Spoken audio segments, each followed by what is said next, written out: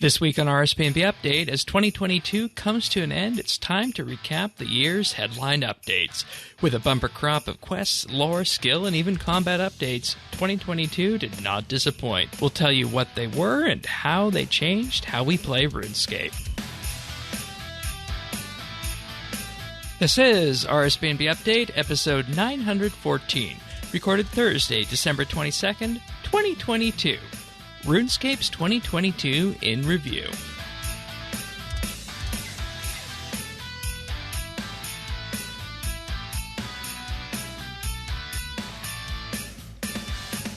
Hello everybody, and thank you for joining us for another episode of RSBANDB Update.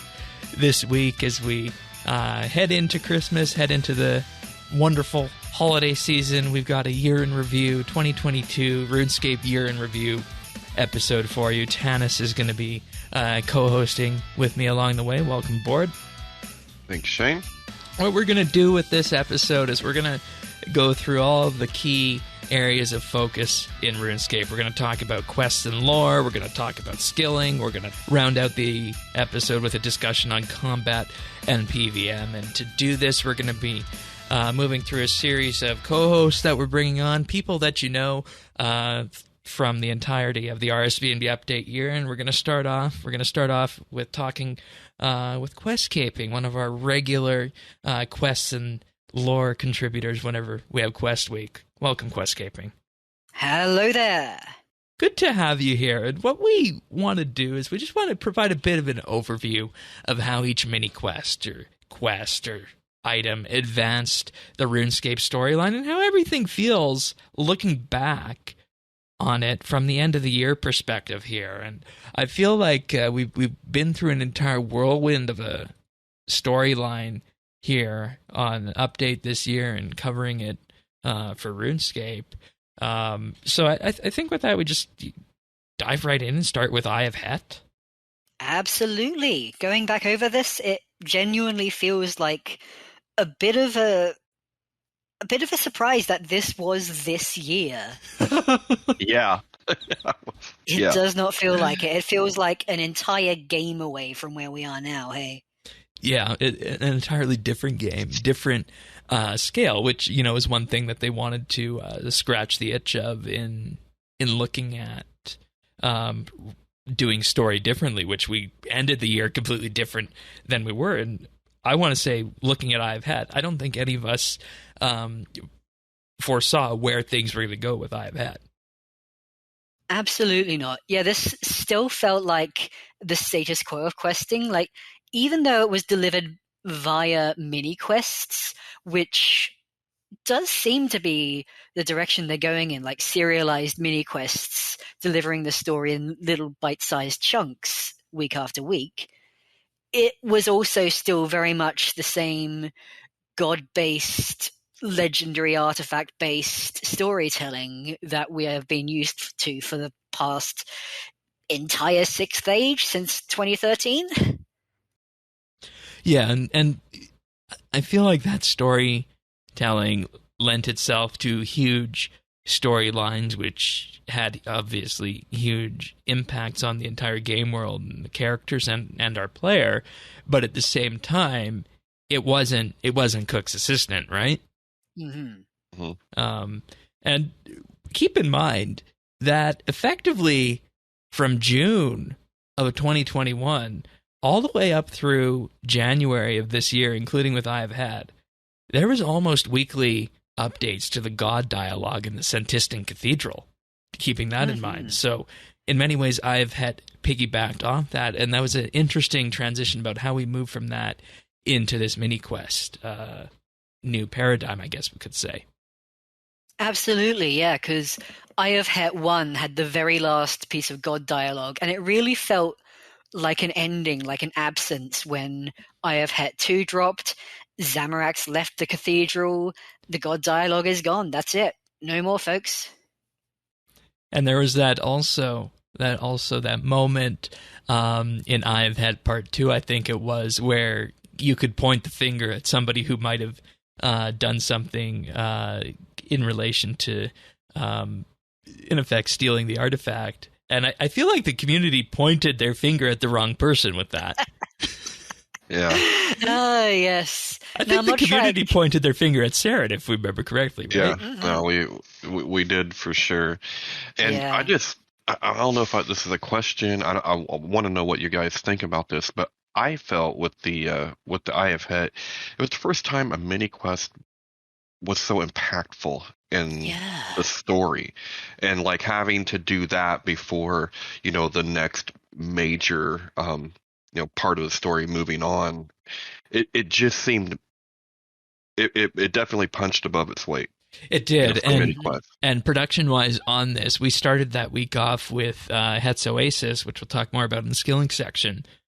But I wasn't planning on getting the quests and lore panel going for that week. I didn't think it was going to be needed, but it was needed for 2 weeks in a row. Major whiplash. Surprise, you've gone from relatively low-key part 1 to the absolute sledgehammer of part 2. And I feel like this was also the time in this mini quest when we had Earth on the show and he coined his famous phrase, and we'll of course see if people agree with that. Zamorak did nothing wrong, right? Oh yes, now there's some hindsight. Hindsight is 2020 too. Oh boy!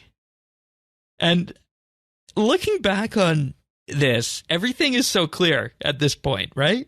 Because genuinely, just looking back on what Zamorak is doing now, this is setting up what he is about to become in the middle of the year, and even more so, setting up the way in which the Zamorakians will build things up just to have them destroyed and fight their civil war. Yep. Yeah, and it's an interesting foil, because if we go back to the start of the 6th Age in 2013, there was World Event 1. Saradomin versus Zamorak, and Zamorak was portrayed as the evil person back then, and he didn't have his character fleshed out until Dishonor Among Thieves. And I feel like if people understood what his character was truly about, the World Event might have ended differently.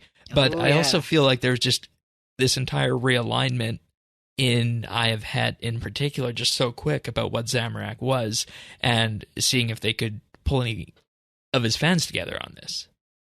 Yeah, sort of a slotting back into place, I guess. I think Zamorak being who he is, all about major change and upheaval and injecting a shot of chaos into the world, he really is kind of a good choice of character in a meta sense for these massive changes in story direction, like the Battle of Lumbridge was, and like the major shift we've gone through this year is. This year is? Yes. So oh, okay. I thought that was a question, but I see what you mean. The major shift this year from focusing on, in effect, that entire cosmological type storyline down to the more traditional Demons of Zamorak kind of thing. Yeah. In Zamorak County City and whatnot. Who better than Zamorak to rip down the Empire and build it again from the ground up, hey? Yeah, and, with that, I'm going to throw in that Tannis' Star Wars reference. The Empire strikes back at some point. Yes. Yeah. But mini quests, huge in ramification, both in Eye of Het and later in the Civil War arc, which we'll get to. But we also have to talk about Extinction, because this was, in many ways, what at the time felt like a very abrupt ending to the Elder God Wars stuff. At the time, no one knew that Twilight of the Gods was coming directly after it. So essentially what we had was a lot of people feeling kind of unfulfilled at the time. Yeah, exactly. Because there was no story done about, okay, the gods are the gods still going to be here? What's going to happen to them? That sort of thing. But we got the clarification in our episode that we did with Mod Jack and Mod Shrike that the point of Extinction was to resolve the story of Saren and the eggs. And there's so many analogies in that story. I think we touched on them then. Do you want to recap any of them? There's about 1,000,001 different aspects of family drama in here. Oh, daddy issues. Also mummy issues. Also mummy issues, yeah. Saren is mummy and she is an issue. That's true. But let's just talk about the importance of the introduction of Adrastea because that, once again, focuses on the family issue. Adrastea, daughter of Saradomin. Yeah, she really was. I think there was actually a whole lot of confusion at the time about who she even was. There were several people who got the wrong impression from the quest and thought, who is this Hebe person, this ancient Saradominist hero? Some weird confusion with the marketing there. Right, because previously we'd only heard from her in the Everlight Mysteries, right? Well, yes. Hebe, that was how she was introduced.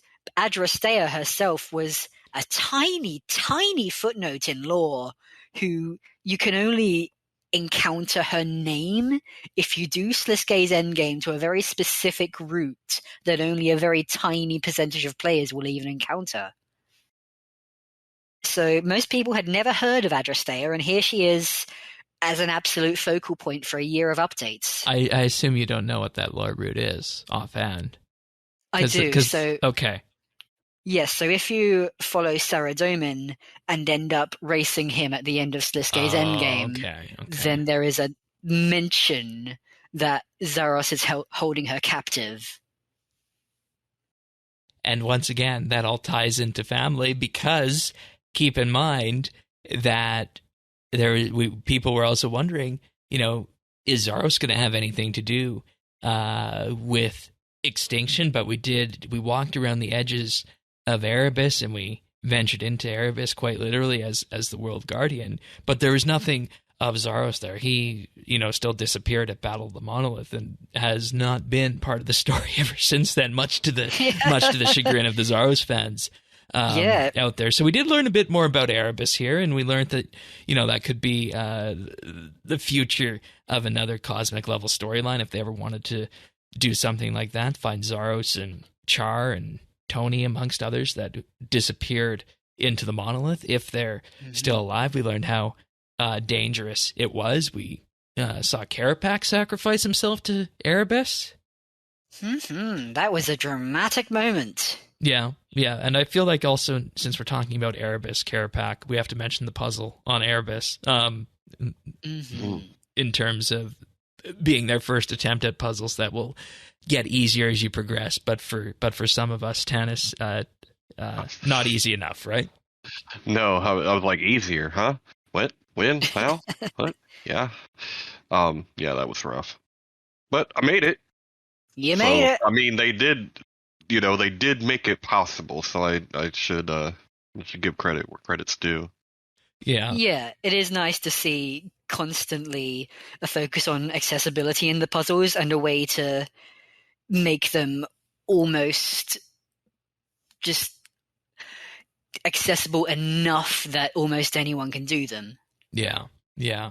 And I wonder with the whole Erebus thing and our path that we took through there, Mont Jack has been very clear that he doesn't want to do cosmic level storylines again.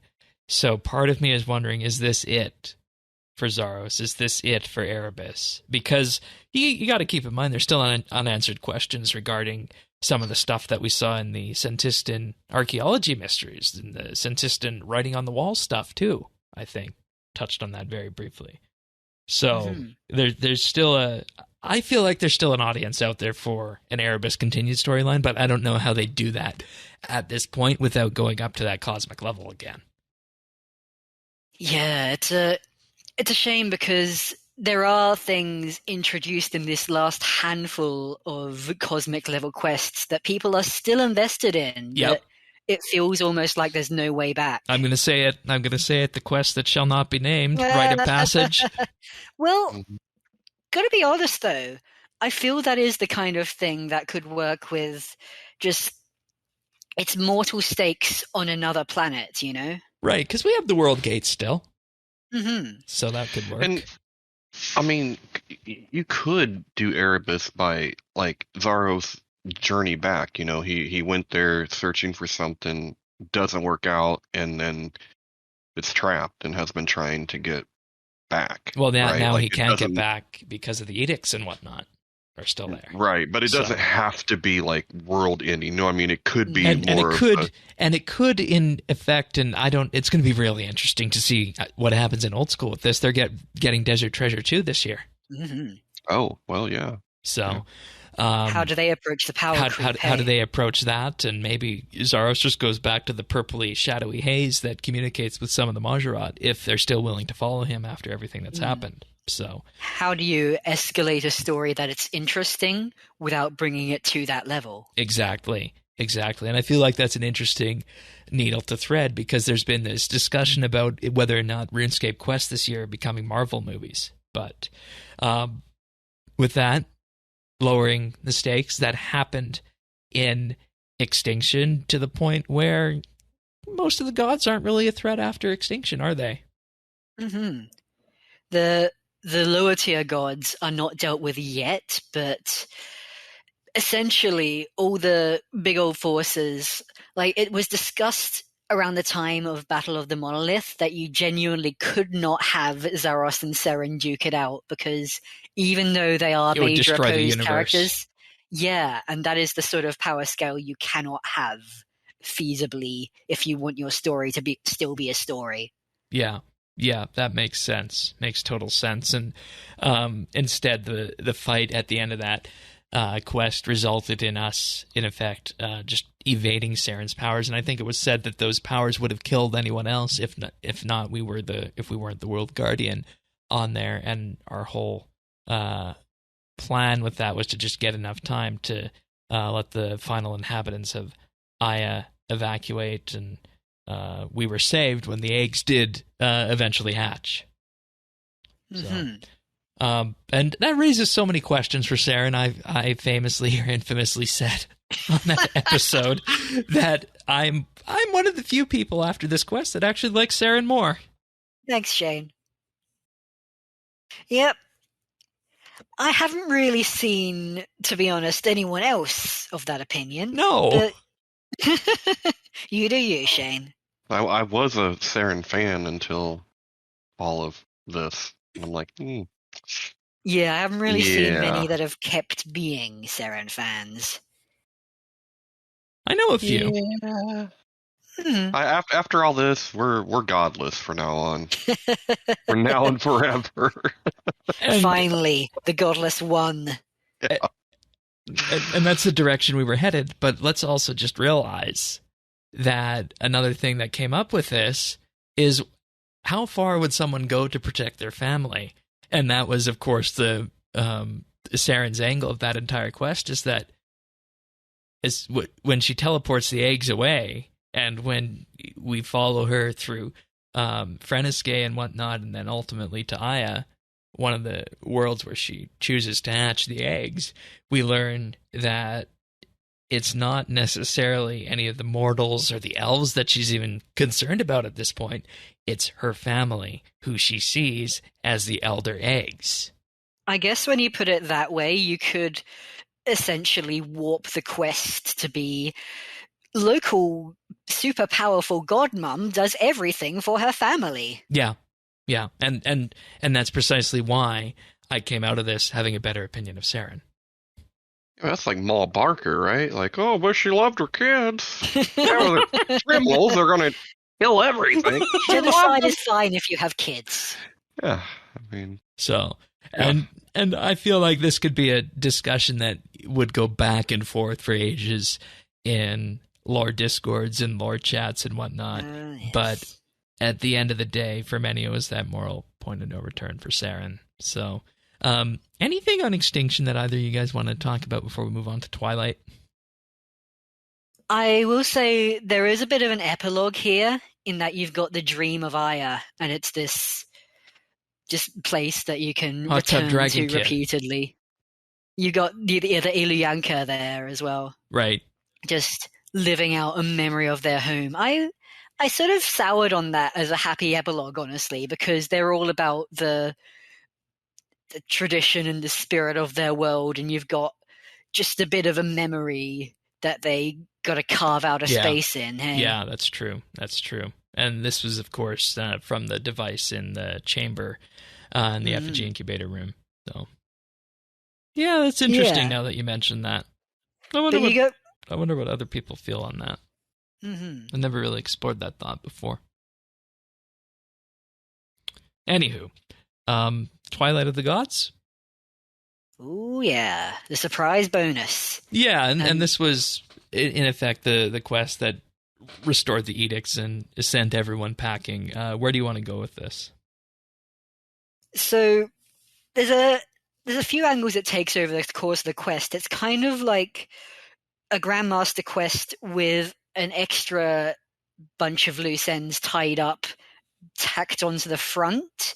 Because what I have as the first bullet point here is Broken Home 2, Demons and Dragonkin. It really kind of feels like the Mod Jack tie-up quest. Like, finally, he gets to go Broken Home again. Just go, in effect, grab some of those loose ends and bring them together here, because there was a good time to do that in the Asylum. And I feel like we talked about on this quest that at some point, if they didn't want to do a full Gnome finale, that might be a way to tie some of those up, too. Mm-hmm.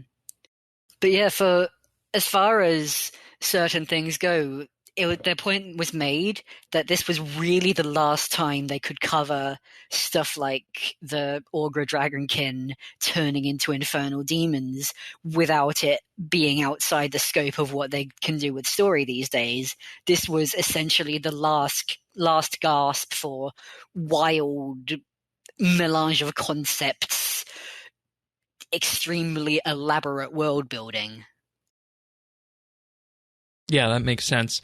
And in many ways, looking on that, you have a situation where you look at, this is RuneScape of old, and going forward, this is RuneScape new. So because of that, maybe at this point, people decide which they like more. And granted, we didn't know what was coming at this point, but I feel like if you draw the line in the sand, this is where you draw the line in the sand, right after Twilight and Aftermath. So, I don't know. We also have to mention the Wordle Guardian aspect. The fact that restoring the edicts is a big game of Wordle. Oh, yeah.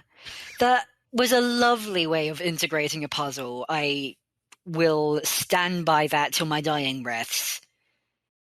Yeah, it was, and they chose a good environment for it. The Solak Fight Arena. This really is the apex of your world guardianship. Like, as you, the player, you really are the main character of this for whatever you've been for these past few years since Guthix's death. And then after this, a lot of people, myself, and decided, no, that feels kind of empty as a result. And I think a lot of players would have felt that, in that, we didn't know what was coming, and do we want to go back to, in effect, being normal, right? Because what are you now? Exactly. And thankfully, we have the JMods to make that decision for us. And I think that kind of comes into some of the criticism we'll see of Daughter of Chaos, Civil War, and Succession. I will say, in hindsight, have we become anything else yet? Right? That's a good question. We're still just sort of there. A sideline to NPCs. Another thing we need to mention in Twilight of the Gods is how there was an abrupt and direct saying that no, light and shadow are not Sliske manifestations in your head. Yep, there it goes.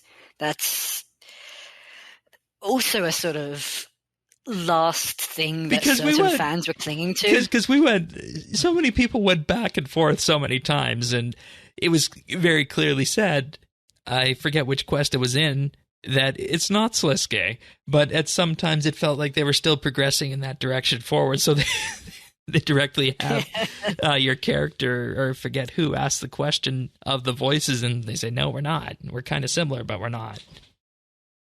So that comes to an end, and a lot of people genuinely miss them as a different perspective on the quests, and also one that makes your character feel like more of a character, because you have someone, you have two very annoying someones who are inextricably tied to you, and your constant sounding board. So they have a voice, but they sort of give you a voice too, to just express anything that might be nonsensical or interesting about the quest at any point. Right. Yeah, and in many ways they were like adventuring companions. So, anything else from Twilight before we move on to a fun lore nugget that happened in the middle of the year? Yeah, I will say there is actually post-quest dialogue for this one that you would think is leading to something else, but in hindsight, I don't see how it can be. Because you can talk to Hanarbus, you can talk to Neressa, you can hear about how they're working on things in the memory of Aya and on Anachronia, and that's all well and good, and it genuinely feels like it's leading to something if you read it in isolation. But if you look at it in the context of the year, I'm not sure how this can be anything but orphaned. And it's a shame because people have built up genuine attachment to those characters, even if, like, I know Modjack has said in the Discord that Neressa is the sort of character who breaks lore by existing. She is this magical sci-fi dragon from the dawn of time, and it's hard to write stories about that without her destroying everything around her by warping the lore to the standards that they have set, which is that such weird elements coexist with each other in RuneScape. It feels like a shame, though. Yeah, and see that, and that's the duality of it. You can have this cosmic level RuneScape that might have been interesting to see where it would continue if they go down that path, but at the same time, you have RuneScape that's just grounded in the kingdoms, right? So yeah, and that's the path they elected to choose for this. So I want to say that characters can be interesting, and you can still simplify the lore behind them. And this is my plea to maybe not let it all go to waste. Yeah, that can definitely be what we can see coming out of Eye of Het, Extinction, and Twilight of the Gods. But there was a little update in June called Tales of Pride that actually had a lore element to it behind, believe it or not. And I was wondering where we were going to put this, so thank you for bringing this up as a lore update of the year. Yeah, I think this is really the sort of thing that RuneScape could do with doing more of, which is it's just a timeout, and you get to take a look at a whole bunch of characters. Now, naturally, the unifying theme in this is it's Pride Month. Let's do something for the LGBTQs of RuneScape. Let's take a look at some characters who we knew to be a certain way and actually sort of take a bit of a deep dive in. And it's great in that it's broad ranging. You have characters old and new, and it's also really getting into detail in a lot of those places. Some really incisively personal stuff. And outside of the context of Pride Month, I feel this is the sort of storytelling that RuneScape could really do with. Like, hypothetically, imagine if there was a mini quest entitled Tales of Leadership for this year. Okay. Yeah. You get a sort of insight into the various leaders of the different kingdom, like personal life of Adrastea, personal life of Moya plotting behind the scenes. Kind of like a Netflix miniseries kind of thing. Something like that, yeah. Yeah, and in many ways, exploring the diversities behind these people is wonderful, but also at the same time, it's a different take on lore and a different way of doing it, in that I don't know that many other games do it this way, in a way of putting it out straight and in the center, but at the same time, it didn't feel forced at all, did it? Like, genuinely, there's just a lot going on in RuneScape. There's a lot of characters with a lot of different things going on in their lives, and it feels like we have a rich world going on. Yeah, precisely. And for what it's worth, that event will be back every June. So yes, with additions, they say. With additions, they say. Interesting. All right. And if anybody missed it, June is when you'll get it next. And then with this, we head into Elite Dungeon 4 with its mini quest, which you can play on story mode, Aftermath, effectively setting the pieces in place for the Daughter of Chaos Legacy of Zamorak storyline, I think it was called. Mm-hmm. Yeah. Now this is the line in the sand. There is nothing more of the old storyline beyond this point. This is a goodbye to all of the gods who have been on Gielinor up to this point. Goodbye, Saradomin. Goodbye, Armadil. And you've already kicked Zamorak off world. So it's goodbye to Azanadra and Nyx, in fact, which is a weird one. Yeah, and people will wonder how that works with God Wars 1, but in effect, view God Wars 1 as a fragment in time kind of thing like that. Yeah. Yeah. And so, yeah, it is bittersweet because this is it, guys. And they could feel their power fading away and that they would eventually be forced. And on that, they actually did decide to leave on their own. There was the question of would there be a power vacuum and such. And as a reality, not as a reality, in actuality, as we saw, that largely happened in the wilderness. And I feel like the people who were most upset about this were the Armadillians, probably. Yeah, because there's 3 different tones to the 3 different scenes here. The one with Azanadra is very purely political. Yep. The one with Saradomin is a bit of a hybrid in that it's setting up Adrastea as the new Basilissa, but also Saradomin is her father. But you get to Armadil, and it's actually the same story that was told with Armadil in Tales of Pride, except from Armadil's perspective this time, as the surviving Aviansi with his husband absolutely destroyed in the explosion of Pharinthri, and the way in which he has nothing left on this world, and it's just gone. And I think that kind of resonated for the Armadillians, because what do they have left, really? Right? Mm-hmm. And once again, you can go back to 2013 and the start of the Sixth Age to see these pieces starting to fall into place. And you wonder, when we brought all these factions in, 7 or so factions on that, how are all of these factions going to have a satisfying ending on that? Of course, we knew it would be Zamorak versus Saradomin in broad strokes by the end of it. But with that, you throw into questions, like you said, the Armadillian side, Nyx, Azanadra.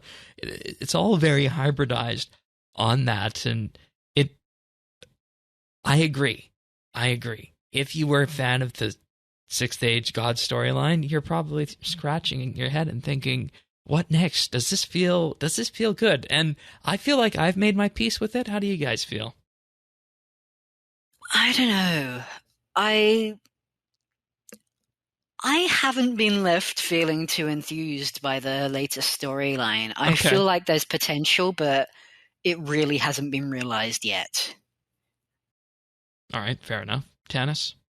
I feel like, look, number one, I'm not convinced. I mean, no, you know how movies, story, whatever is. No one's actually dead till you see a body. Yep. It just, even if you do, they may come. So what I'm looking at is I can see we do need a transition period, right? Like we need a period of cooling, like, you know, a cooling saucer right now. And I look at it the way that look at it like how they put together, how George R.R. Martin put together A Song of Ice and Fire. Right, there is this big overarching cosmic battle in the background. That's a thing, but you don't really focus on it until the very end, because you're so caught up in the palace intrigue, in the small battles in the kingdoms, and what this person's doing to position themselves and that. And I could see that being the direction we actually are going. Right, because we're kind of pivoting after Daughter of Chaos, that storyline, into something that's still wilderness based, but this time focusing a bit on King Rold. So that's that different perspective on it. I can see that. Okay, that's interesting. So essentially by this, we're still on the tiny brush strokes. Yes, yeah. And then we head to Daughter of Chaos, RuneScape's newest storyline that just ended this December, and I was absolutely blown away that we did a storyline in under 6 months. Mm-hmm. We really did wrap it up. They definitely promised this and kept it, and that at the very least is a sign that they can achieve consistency with this. Yeah, and with this they said look at RuneScape storylines and seasons, not necessarily ages, and that don't expect storylines, to be those, 3+ year long adventures. The next one is going to be a year long with a part 2 in 2024, but still expect decent chunks delivered at regular intervals, which is good. So we're not going to be waiting a decade plus for Prif as an example. But drilling into Daughter of Chaos on its own, I feel like this quest did not set off this storyline on the right foot for me. I just really could never get into the Moya character. And I felt like some of the interactions combat-wise in Daughter of Chaos were rather clunky at the time. So I just really wasn't a fan of Daughter of Chaos as its own quest. I feel like the storyline did get better as it progressed. And I'll turn it over to either of you here at this point. Yeah, I was into Moya, but I wasn't into her here. Okay. It felt like sort of like she wasn't the expansive character she used to be. It felt like she was limited compared to what she was in, say, the Nadir saga that sets her off and puts her on this journey of discovery and self-actualization. Right. And I guess it is sort of the same process of her deciding that she wants to be somewhere, wants to be someone, but it's all done in very broad strokes, just the vagueness of I want to be someone, I want to do something, with no real attachment to what any of that someone or something is. Yeah. And how do we feel about mechanics looking back on this? I think I like it in hindsight. Okay. I did, I remember remarking at the time that it was a sort of almost combat puzzle in that how do you use these abilities in a way that will clear this place without you being killed? Yeah, yeah. I imagine Tannis will probably have a different viewpoint. And I feel like a fan. You weren't a fan. Wasn't really a fan. Yeah, no. And see, that's the thing.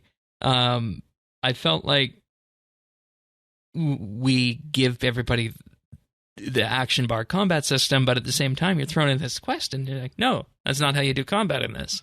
But it did bring everybody down to the same scale on this. No. Yeah, it also makes me wonder in hindsight why they didn't do this for the Vengeance Magister fight in Succession. Well, okay. Yeah, and we had wildly different experiences on that too. So, but we'll talk about that when we get to Succession. And I feel like this was one final thing here on Daughter of Chaos. It was just that return to Zamorak and the demons in the wilderness kind of thing, and it was familiar yet different here, and that's how I'd sum this up. Yeah, but well, one thing that I think can't be overlooked when you look at especially from like the story perspective of this, being wrapped up in 6 months like that, taking place in the wilderness with the wilderness rework and wilderness skilling and wilderness, taking the PvP. This is what you would get in any other modern MMO expansion. Yes. And in that regard, I think it was actually good, even though we can argue about we can say whether stuff, or not the individual quest or the combat in the quest was good. The delivery of this as a packaged bit of content for the second half of the year was a success and a hit. And by all accounts, the decision making team behind this deserves a big round of applause, I think. Yeah, it is a modular addition to the game. Hey. Yeah, one that won't interfere with everything else. So let's look I'm glad you said that, Tanis, because that's puts an entirely different spin on what Daughter of Chaos does. That's good. That's good. And Dimitri and Adrastea? Yeah, it's a strange buddy up. Hey, The anagram, though, we got to just mention the anagram in passing. And Trindine Dimitri, not even trying. yeah, Trindine, yeah. So, but Bless her. yeah, but interesting pair up given where they were in the Elder God Wars and where they both came from. One being imprisoned in Caradet, and the other one being a staunch Saradominist, right? Mm-hmm. So. Yeah, if you're looking for an avenue into Adrastea's character, which, as she is so pivotal lately, you probably need one, then look at how willingly she works with Dimitri / Trindine, because that is a weird combination that she is perfectly okay with. I was half wondering. Yeah. Sorry to interrupt. I was half wondering in the storyline if she gets stabbed in the back. Not so far. Yeah. Yeah.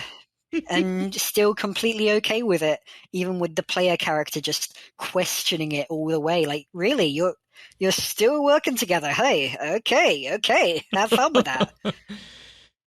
And then with that doesn't, yeah.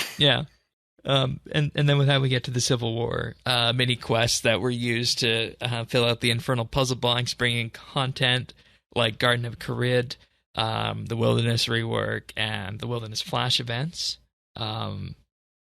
But with this, they were literally 5-minute long mini quests with a cutscene at the beginning and the end of it. And this was the bite-sized lore in this series with Daughter of Chaos at the beginning and Succession at the end. Yeah. I kind of felt underwhelmed by this. Yeah, they were there. I agree.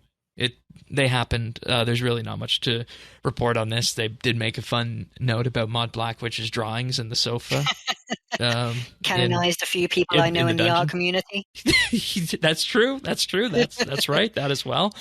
But beyond that, I feel like it was just rather slow progression and just kind of tick some boxes as we went. I don't know that there's much else to say on these, is there?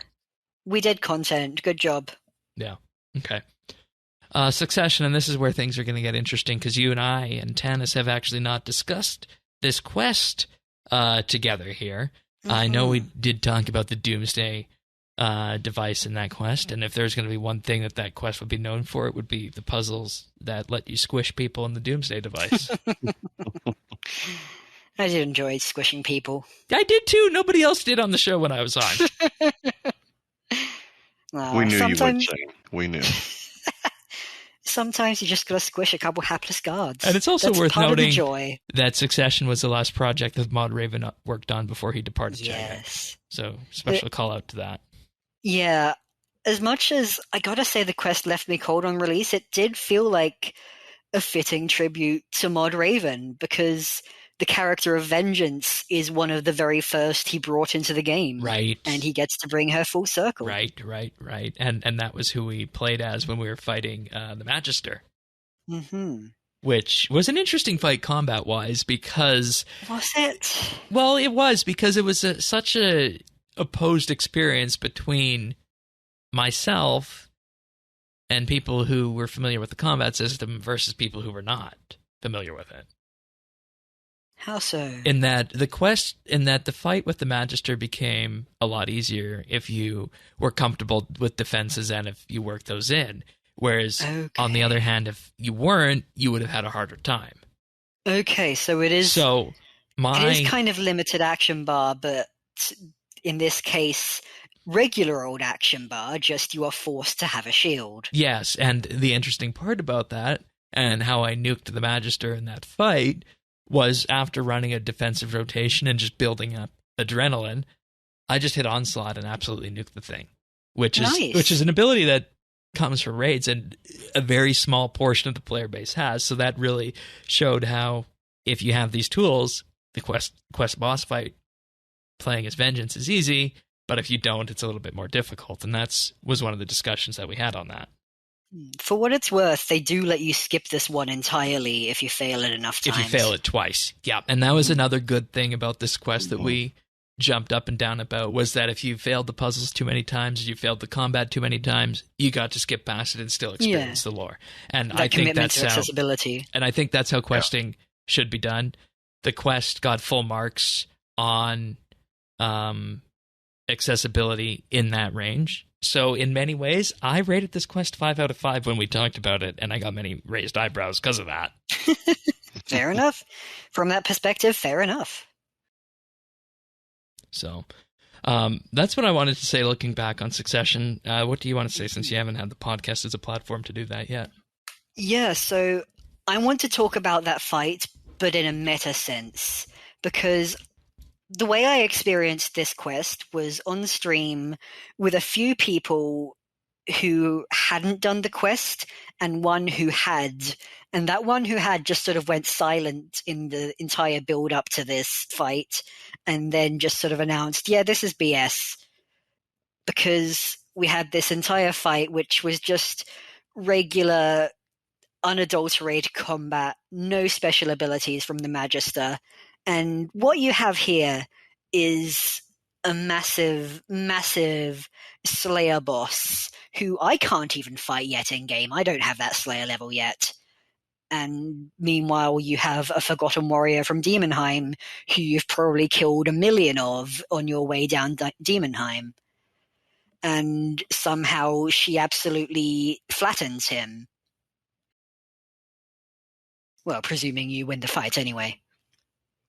But yeah, canonically, she wins that. And people were skeptical of that because with the levels of power involved, the Magister is very much one of those wild world building characters with 1,000,001 reasons to take over the world and destroy it in an instant. Meanwhile, Vengeance is very much just a lady who got really angry when her brother died. And in a meta sense, this is really a conflict between the grounded world building, which Vengeance is very much a hallmark of, versus the cosmic scale. And the grounded defeats the cosmic. Hey. Oh my God, thank you for saying that. That's a piece of analysis that we didn't touch when we talked about Succession, so I'm glad you brought that here. Hey, you're welcome. I look at the quest differently now that you say that, so I think good. The fight worked better in a meta sense than in an in-game sense in that way. So perhaps when we were there, we focused a little bit too much on the combat side then. Fair enough. Okay. Anything else from Succession, either of you? Oh, we got to talk about the song at the end. Yes. The song and the cutscene. Because the juxtaposition of that was just, I felt weird at the time, but it makes sense looking at it, kind of how we got this peaceful world on the surface, but the Zamorakins are just, full of chaos as they like to be. Yeah, this is the part where the dual meaning of the title really comes into play. You've got the succession from Saradomin to Adrastea on top, and you've got the succession from Bilrak to Moya down below. And these are happening simultaneously. And, well, I don't think it really worked that well, to be honest. I wish Bilrak hadn't been killed off screen. I wish there had been some kind of climactic boss fight there, like some sort of pinnacle to and that was our thing as well, is that you could have split this into 2 or 3 quests. Or because 2 quests and a mini quest, right? So yeah, it felt like Moya was off screen since Daughter of Chaos, had a brief resurgence in Civil War 3, but that was so tiny it was just a blip on the radar. And now she's back, and now she just destroys, and she's the leader now. And we'll have to see where that lands for 4 and 3. But once again, just like I said at the beginning, I wasn't able to get into using Moya as the character here, so maybe that's what set me off on the wrong foot for this storyline. So, but in the aftermath of this quest, I found it very hard to shrug the feeling that we just spent 6 months shuffling chess pieces around. For what, right? Mm-hmm. Yeah. Okay. And I can see that. And I feel like that came from the lower ratings off air from Earth and on air from you, Tanis, and Taxi when we did that episode. So, okay. That makes sense. And I think you guys are all valid in your opinions on that. All right. Anything else for the lore of 2022, the story of RuneScape in 2022? It was big. You can't deny that. Like, we have had some serious dry years of content for lore, and in spite of what people might feel about this, we cannot deny that this is the result of serious thought about what people want RuneScape's story to be and where they want it to go. So, at the very least, it is strongly prioritized. Yeah, and for the record, this was 4 quests, and let's see, 2, 4, 6 mini quests. 7 I mini think. quests if you count Ooh. Tales of Pride. Fair enough. Which is a huge year for quests and lore. So, Tanis, anything else that you want to add to this before we move on to our baby? No, I think it was, I think if you were a quest and lore person, you were well served this year. And I think, another analogy or example you could use is we're moving away from the big blockbuster movies like, this is the Disney Plusation of RuneScape, where we're going away from the big Star Wars movies to the TV series. And so here we go. We've got your Andor. You've got your Book of Boba Fett, Mandalorian. So that's right. So 2023, we're gonna Andor the shit out of RuneScape, and we're gonna love it. Good things to come. All right. Thanks, Questcaping, for joining us. See you next year. Thank you very much. And before we move on to our skilling section, I just want to take a moment and thank some Patreon supporters, because without you guys, what we do here at RSBANDB Update to its full extent would not be possible. So in particular, this week, I would like to thank Amos Reed, Andrew C., Arvid Zell, Beekeeper Steve, Bryflex, Big Huge Rat, Chunk the Monk, Cycle RS, Diana, Drama Free, Duramax, Elo Matey, Enrique V, Flaza Man, Free Milk, Jacob G, Jade Gizmo, Jason S, Jeebus, Jesse W, Kesky, Ling01, Mohan V, Nate the Great, Nick G, OTR Gamer, Pernasius, Ricky A, Samuel FL, Skiotan, Scott DS, Shirt Pants, Stub Eve, The Naked Captain, The Dabbin Goat, Tim, Tom V, and Zant. Thank you, everybody, for your support. It truly means the world to us. And if you're wondering what all this is about, you can head on over to patreon.com/RSBNB. We're starting for as little as $1 a month. You gain access to an entire back catalog of monthly bits, or bonus shows as we like to call them. They cover all sorts of topics, everything ranging from skill tier lists this year. Those have been some of the most popular, to what you can actually do with legacy combat, which is quite surprising when you think about it, all the way to our most recent one, holiday events in RuneScape. And with that, you also get a mention in the show notes each and every week. For $3 a month, you can join what we call the RSBNB Update VIP tier. You'll receive a special rank on Discord, chat channel access, a mention on the podcast at the start of the month, and access to high-quality stereo versions of the podcast. For $5 a month, you'll receive a shout-out on the podcast each and every week. We call this our Insider tier, and you also gain exclusive access to the outtakes that we use to make the clip show at the end of the year, in addition to everything else. And once again, as we are wrapping up the year, a big, huge thank you to our Patreon supporters, past and present, who have allowed us to do what we do here at RSBNB Update. It means the world to us. Thanks so much. And with that, we move on to the skilling updates of the year. And Tanis, I know you and I were sitting here and we were thinking, what's the breakdown going to be on this? And I think, as listeners will know, being 45, 50 minutes in at this point, with us heading on to skilling now, skilling is going to be where we go next and have the second biggest focus of this year, I think. Yeah, and not bad, right? Like we got a pretty decent mix. But I would definitely agree that this is probably the second biggest chunk of updates out of the year. Yeah, and some of my favorites. that makes you and people like Pernasius, who's also here, happy about this because this is your guys' bread and butter. Oh yeah, Definitely. this is what I like to do. And that's it. And I mean, I was sort of thinking earlier, since we've had a lot of the combat type stuff, but I mean, a lot of this stuff did come earlier in the year, so you do tend to sort of forget things that's happened sort of 5, 6, 7, 8 months ago. But looking over this, we did get a fairly decent sort of skilling update for us this year as well. So. Yeah, and this all started in January with Het's Oasis, which was the removal of the dual arena or sand casino, as people in Tannis' circle calls it.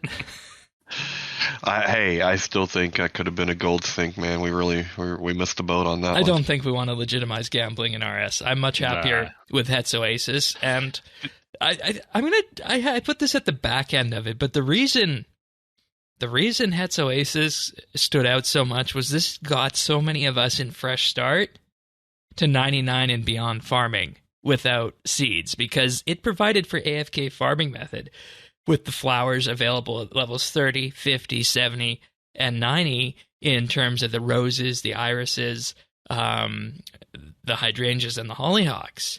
And, I mean, we did not have a real method of AFK farming before, aside from the Seedicide, which a fully kitted out Seedicide setup at high enough farming levels with the right abilities can still eclipse Het's Oasis, but we needed something we could get into on day one. Go ahead. Yeah, but that Seedicide option that way, you still also need a very high Slayer, or very reasonable Slayer level too.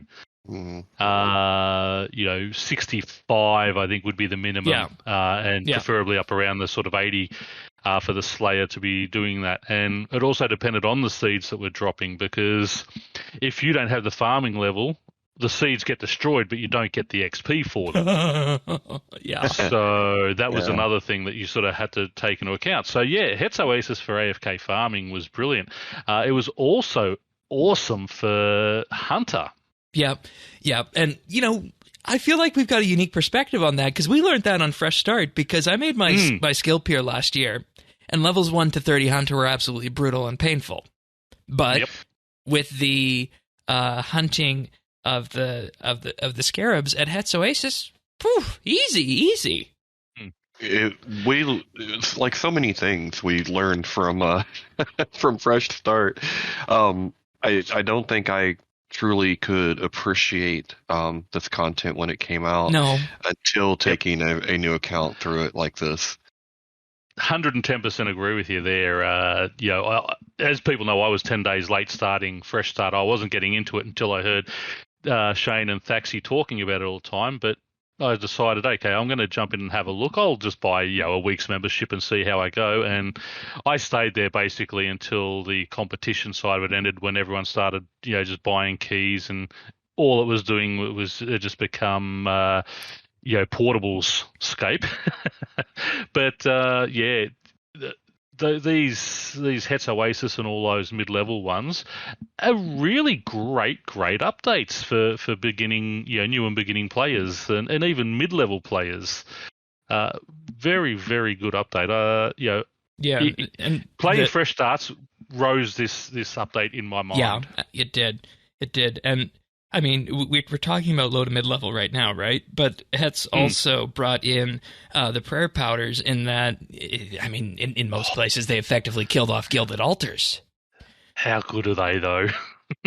Well, I mean, you can use the powder at burials, and you don't need a gilded altar now. You can use the powder of penance to reduce the amount of prayer drain that you take. And this was my gold mine in Fresh Start for making money, because people were buying the golden roses to make those powders of penance from Het's. But the other good thing about the powder of burial, it works with your bone crusher. So if you're going slaying, you don't need to collect all your dragon bones anymore. Pop one of those burial powders, and your bone crusher and that, and just watch prayer levels go up as you're doing Slayer and things like that. It was really a brilliant all-round update. It sort of affected a lot of different areas. It wasn't just farming. It wasn't just hunter. It was also agility. It had an outreaching effect on other things. And that agility course was brilliant. Tannis, were you going to say something about the powders before we move on to the agility? No, I forget what I was going to say. But right. it was an ecosystem. Yes, that's the word. We love ecosystems. Yeah, definitely. Yeah. And I mean, before the agility side of Het's Oasis, you would go from level 52 until the mid 60s, and I think 75 in some cases at the wilderness course till you get to the Apatol monkey course. But now you do wilderness to 65, and then the Het's agility course from 65 to 80-ish for advanced gnome. That's how you do agility if you want to run laps at this point. So once again, completely changed what you do at the mid-level. And, I think one thing we learned from this is that a lot of people out there did not give this content a fair shake when it launched, and that's true from the community, that's true from the content creator side, and you really need to have that perspective of what it's like leveling through. You could just go through it and say, hey, this is X amount of XP per hour, or you could actually experience it. So. Yeah, and I think that's what Fresh Starts gave everyone, that ability to experience that, and hopefully, Jagex will do more to try and bring in new players, because that early and mid game level now is, it's a hell of a lot more fun and engaging than it was, when I started 10 years ago. Yeah. Oh yeah, I treasure hunted the first 27 levels on my skill peer for hunter, so that changes that. Well, I mean, my first 40 levels of hunter, I did with nothing but Chronicle fragments. That too. So, Het's Oasis definitely one of the strong points of the year, also from the graphical standpoint. But we went after that through a combat and questing binge, and then we came out the other end, and we have the accidental skilling update on the Ranch Out of Time Peninsula, where we have the activities of segregation, zygamite hairstyling, experimentation, and the fletching of the dyne arrows. And we're going to start with segregation. This is a fire-making method, level 87 fire-making, and you can use the sharp shell shards, I said it right, with that to get either fire-making XP or dyne arrows.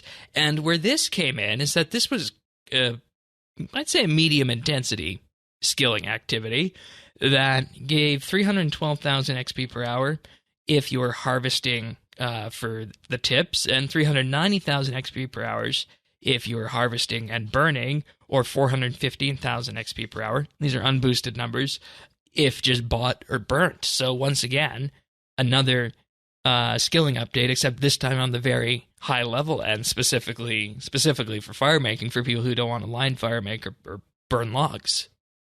Yeah, this was a really nice addition, just with another method, right? I'm not big on line fire making. Bonfires and stuff is fine, but I like this as a way to do fire making, and I guess if you do the fire making, you don't get the arrows, but still, it's a different, it's another method. Yeah, and it also provided a method of getting dinosaur eggs for Iron Man characters who didn't want to do Big Game Hunter or Slayer for that. So yeah. I was hoping there would be more people rushing quests and doing this on Fresh Start, but I don't think that was the case, because the dinosaur market was still very dry, even as of a couple weeks ago. So yeah, because keep in mind, you needed Extinction for this update to play this update in Tannis. We know you. I remember it's a hell of a line. Yeah, to get through. I remember we did the special with Mod Jack and Mod Shrike for Extinction, and you got up to the boss fight for that episode, but then you realized, Zygamite accidental skilling update's coming. Oh, we got to get you through this boss fight to have access to the skilling method. Yeah, which was rough. Yeah, it was. Did it, though. Well, we didn't. Zygamite hairstyling. fire making or fletching. And with this is where you got the shafts, the tempered fungal shafts for either fire making or fletching XP. And with this is how you got your headless dyne arrows. And we saw numbers on this of about 290,000 XP per hour if just focusing on the fire making, or 230,000 XP per hour if just focusing on the fletching. And when you combine this all, it was about 115 fletching and 150k fire making XP per hour, which once again, we're talking high level, but still very good numbers on this. And I'm sure some people in the high end skill community did go there, as I remember seeing lots of people around there when this update dropped. Yep, my alt account was up to this, and I mean two of the skills I don't like are fletching and fire making. This was a brilliant update, and I just love the choice. They gave us more choice, but not the same as the old way. Just with a different XP drop. This was something totally different, and gave us something to do. You can get a little reward out of it. Chasing those dino eggs was a great way to do it. If you didn't want to do big game hunter and such. I thought, again, another they hit the nail on the head again with this one. Lots of good puns and graphical environment work on this too. So yeah, and the Zygomites are all little cute creatures. So. The mushroom people. Yeah, and decent. I mean. Decent money too. So I mean, it was once again, it was yeah. I mean, it was another little ecosystem that they built with the skilling update. Yeah, I think at the end of this, I fletched like 40,000 dyne arrows. And I mean, I only used a handful of them on ED4, but still. Nonetheless, the next activity here was experimentation, the highest leveled activity, which was 95 fire making. And the tagline behind this one was, feed them with their favorite food until they're full. And then after this, they'll leave you with Putterington Blend number 102 fertilizer. Which then you resulted in burning that to make dinosaur propellant for the arrows, or you could use it to make ultra compost. Mm-hmm. And this is where Tanis, we had to really tap into the cracked skilling community at the end, your friends and you and whatnot. Yeah. If you were playing full sweaty on this, trying to be as efficient as possible,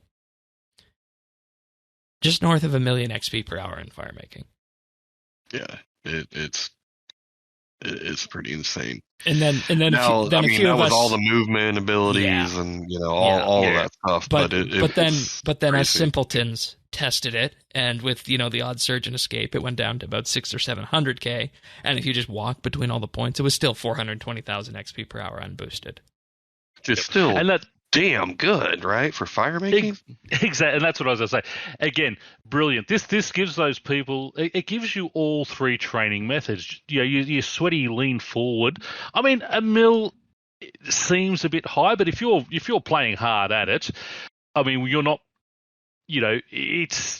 It's fine to get that. I don't know of many people who would be doing that. There may be 2 or 3% of the community who do that. That average 600 or 700k. And then if you want to just AFK, just click on it every sort of 10, 15 seconds. So semi-AFK, I shouldn't say AFK, with the no surge and such. 420k is still great. You could just kick back. And the way I was doing it, a lot of these is, I'm in my lounge on the laptop and just watching Netflix just on the laptop, so I just have to click it now and then. And again, it really it ticked all the boxes. Yep.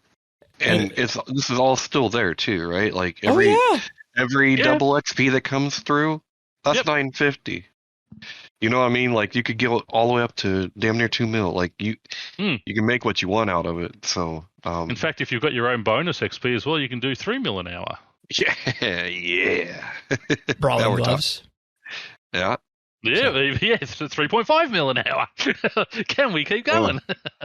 Fresh start modifiers, if you had extinction done on there, which would have been insane. But if you could have gotten to a 95 fire making, ooh boy, that'd been rough. Yeah, and then of course the fletching of the dyne arrows, which we knew were for an impending ranged update, tier 95 arrows, and we'll talk more about the combat side of these in the combat segment. We got raked over the coals for not talking about them until the tastemakers had said which we should and shouldn't use, but I digress. Tempered shafts plus dinosaur prevalent gave you the headless arrows, the dine arrows rather, for 45k XP an hour. Then adding the sharp shell shards to the headless arrows, giving you basic dine arrows, 600,000 fletching XP per hour this was. Yep. Yeah. And then the slow part was charging the arrows with the anima from the Elder God Wars fronts, which was about 244,000 XP per hour. And this was subsequently changed, I think, in November to fit it in the game logout timer window, because if you started a batch of these arrows and you just, let it run, it would log you out because it took so long, so they adjusted that. Mm-hmm. And kept the XP consistent, of course. So, overall, I feel like we're 2 for 2 on skilling updates here. Definitely. Oh, yeah, easily. Yeah. This is, again, this one, especially for someone like me who doesn't like the fletching and fire making, knocked it out of the park. And, and you made money from it too, which was another good thing. You got good XP, but you also got decent money. And I don't know what the prices are these days, but, sort of that first couple of months, we were making good GP out of those. They're still best in class, right? Oh, yeah, they are. They are for people who use ranged, which is becoming a minority, or has been a minority, but more on that in the combat segment. Then we come to August and the Wilderness rework, which... Update of the century. Okay. Tanis, I know you have different opinions on that. Well, it's better now, but I still found it, just as easy to die. Right, it got better when we got the stuff from the flash events, which we'll talk about next, to prevent threat from causing a shellacking to you, which I got you killed once because I asked you to go test something in the before pre-show. What did you get nuked by? Hydric dragons or something? No, it was the Abyssal creatures. Oh god, okay. Something like that. Especially if you don't have the Slayer level to fight back on them. Yeah, I had the level. It was just that I was just mobbed. There was just too many of them. There was nothing. Yeah. So that was Wilderness Slayer. They basically took the creatures that were in the wilderness and amped them up to a point where Wilderness Slayer became a way that people could train it with the new Mandrith Slayer tasks, which were tasks that could be completed in the wilderness, and with this you would be awarded 15 Slayer points per task completed, plus the threat level that you were at. So if you made it to threat level 10, you get an additional 10 Slayer points. You also got 1 Reaper point if you didn't die, kill anything out the wilderness, or skip any tasks. So you had to accomplish all 3 of those to get a Reaper point for that. And you also got a Wilderness Slayer chest, which had a myriad of rewards in it, including things like Brawling Gloves, new Necronium salvage, as well as things like the Trail Begone and the Volcanic protection item, but also the Wilderness weapons that you'll used to only be able to get from the Bounty Hunter shop. Yeah. Which, those weapons, I wish I had one right now for what I'm doing in Fresh Start. I could go for one. Yeah, and would you do Slayer in the Wilderness right now with what we have? In particular from the sheer availability of the things that prevent threat from going up now? Yeah, if I could afford the stones right now over here with what I'm playing, then I would probably give it a shot, yeah. Okay. See, It's definite from me. I love the new Wilderness, with not just having players coming up and just jumping on you, stopping you from things. And see, I thought I was going to say that when we got this, that this would make me like Slayer with it being in the Wilderness, but it didn't accomplish that for me. So the thing I want to take away from the Wilderness rework is, of course, we got the graphical update on it. But like you say, we also got the fact that you don't need to worry about PvP anymore, in that we can go do our herb runs without worrying. We can go do Hunter in the Wilderness without worrying. We can go do Agility in the Wilderness without worrying. If you go, of course, do Divination, you will still get PvP toggled on, so just keep that in mind. You could still use a Demonic Skull to get more XP, But another change that came with the Wilderness rework, and this was something that was a back and forth with the community that they decided to do, was that Abyssal rune crafting, as of a week after the Wilderness update launched, no longer required PvP enabled, which meant that you can now use the Abyss as a money-making method or rune crafting training method without worrying about PKers. Yeah, And I've that actually, was for the first beautiful. time ever, started doing rune crafting through the Abyss after August 8. I actually do my rune crafting through there now. I've never ever done it in the previous 10 years of playing through the Abyss. I've always just done it normally, but now I can go there and do it. So, Well, yeah, I mean, things like water runes and fire runes and blood runes and whatnot are stupid money if you do it right. So, Yep. I mean, why not at that point? I already mentioned the agility and the demonic skull, but once again, it is a place that you can actually go now if you're level 52 agility, moving between some of the earlier courses and the new hits Oasis agility course. And I think the funny thing, go ahead. sorry, just the funny thing with the agility course is if you do get those mobs coming at you because you've been there too long and they're unhappy with you, just go to the next section and they stay there. They don't follow you through. So you wait for 30 seconds, they disappear, continue on your way. Yeah. And this leads to, I think, the final point on this is that combating threat was difficult, but now it's a lot simpler following the flash events, specifically the items in the Obsidian Palmstone, which prevents the threat from increasing, or Trail Be Gone, which will actually lower your threat by 1 if you're concerned about that sort of thing. And, you guys think that this update was successful in taking the stigma out of the Wilderness? I do. I mean, I as I said, I avoided the Wilderness like the plague before the update. I do say tongue-in-cheek when I say update of the century, by the way. Sure. Yeah, it just means because that's going to be necromancy, right? Oh God, no! That actually might make me quit if it's not as good as archaeology. It's got to have all the aspects of archaeology in it for me to enjoy necromancy. But no, I mean, being able to go out there, I mean, the Wilderness events are fine. I don't use any of those Palm Stones or Trail Be Gone. The only thing I do use is the little pyramid I got that I can go to any of the sort of any of those levels. Yeah. The obelisks, that's the one. Yes, but and I mean, it'd be interesting if you could actually use that outside of the teleport area, but. It would have been good. Yeah. You still got to go down to level 30 before you can use it. It would be good if it was able to be used anywhere, but yeah. I want to talk about the flash events now because this was the moneymaker for Fresh Start because we were all wondering. We were all wondering what the source of alkables was going to be for Fresh Start, and how are we going to get the first GP, right? Well, these flash events drop Necronium Salvage. We were having trouble finding Rune Salvage, but lo and behold, now we got Necronium. And there's a good chance you'll get some of these from the flash events. And there's 13 flash events that run on a cycle. They repeat twice a day, so if it's at an odd time in which you're not going to be able to get the one that you want, just wait a couple days and it will be at a more convenient time.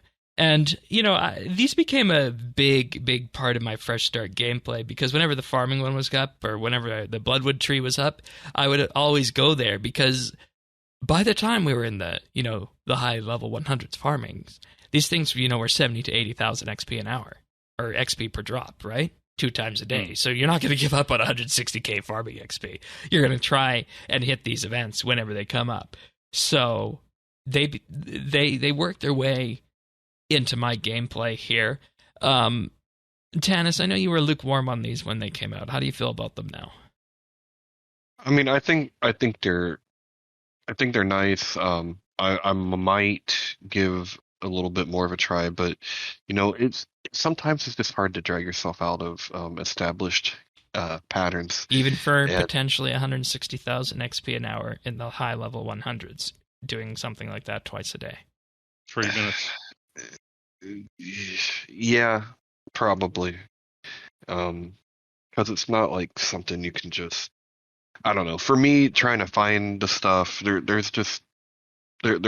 more to it than just going. And that's where I want to go next in terms of finding them. You can, of course, have the imp in Edgevale teleport you to the active one, but in order to do that, you need to have completed all the flash events first, which is actually a comp requirement. Yeah. I did not know that. Yeah. I was going to say it would have been nice if the obelisk, if you got that obelisk, it could teleport you to yeah, you. The imp is just directly north of the Edgevale lodestone. Wow, okay, I've learned something. Yeah. And, it's a comp requirement here, and there's also a trim requirement on them to play each one a certain number of times. That's still going out there, which, I mean, the problem with this came in is that this was when Civil War Part 2, the mini-quest, came out, and they locked that behind 4 different flash events. Now, that's potentially 4 shots that you're hitting on this, or you can target the KBD Rampage or the Evil Bloodwood Tree, because those are the special events that each count for 3, and then do 1 on top of that. But I don't think that was made clear that those count for 3 for that quest requirement on that. So, in many ways, I mean, I understand having it as comp, but I think it was a little bit rough to assign that as one of the requirements to complete Civil War II. And once again, that's not a criticism of the Flash event itself. It's talking about content that was released in tandem with it. So my biggest issue with the events is more the combat ones, where when you've got a lot of people, you just can't see because there's so many people around. You can't see what you're supposed to be hitting. Yeah. Or what happens to me, I've been to Forgotten Soldiers 5 times. I've completed it once because as soon as it starts, I get the wilderness creatures aren't happy with you, stay here, even though I've walked in there literally 30 seconds ago, and I'm getting attacked, so I've got to kill off an abyssal creature, and then by the time I get back to hitting the Forgotten Soldiers, they're all dead, and I haven't made my 70k.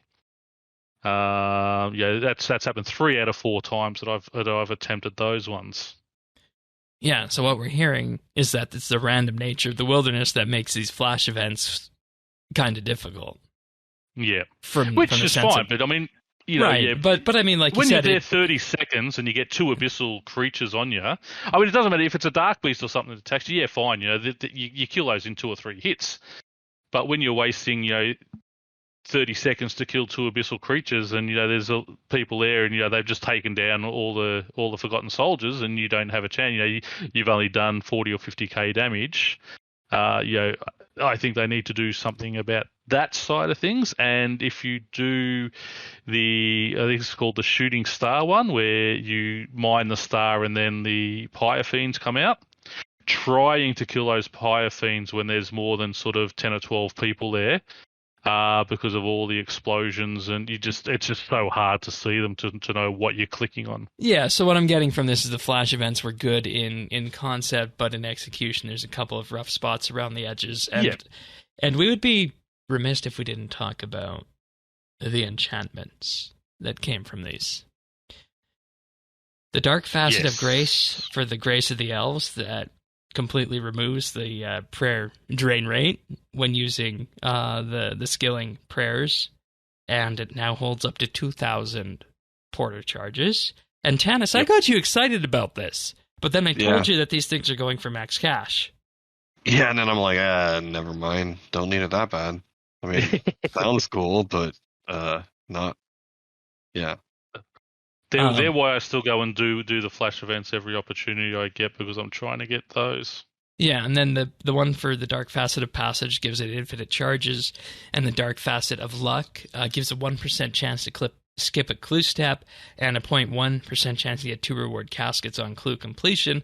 Also adds a teleport to the Dwarven Outpost, but once again, hilariously expensive for these, and stupidly rare as well. And this is kind of in terms of the same PvM discussion about whether or not things are too rare in drops, and I feel like the answer to this is yes, because these things aren't supposed to be, as rare as party hats, right? They're supposed to be something that you should be able to get after a certain number of failed attempts. I wouldn't feel bad if they added a pity chance to it, so that if you didn't get one after 50 and then 100 and then 200, it would ramp up the chance of you getting them. Like they do with the pet drops, just give you that sort of little bit extra. Yeah. Yeah. Yeah, I think they should be like a 1 in 250 chance. I don't mind.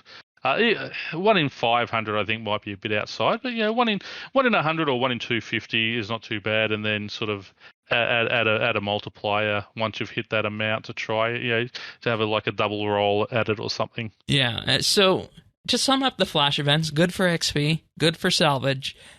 Hit or miss on execution in terms of just visual clutter for some of the events and finding them, and also the items are too rare still on that. Probably 3 out of 5 for me, but yeah, Okay. it was still decent. But and as I said, I still do them a couple of times a day when I can, especially the Bloodwood Tree. I try and always do that one, and the Shooting Star. Yeah.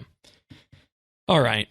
This brings us to Master Max, an update that slipped its way in October, and when in reality is one of the simplest RS updates of the year, in that it's a new cape that's added that just has a requirement of virtual 120 on all skills. And when you think about it, they just had to make the artwork for Master Max, Master Comp, and trimmed Master Comp or Master Max, or whatever the hell kind of name it would be, on that. And I know multiple people who have said that, now it's time to go for 120 all because of this. Pernasius, you already had 120s coming in? I had all 120, so I was able to do it on the spot. And what I loved, we had like a little micro quest that we had to do to unlock it. I really appreciated doing that.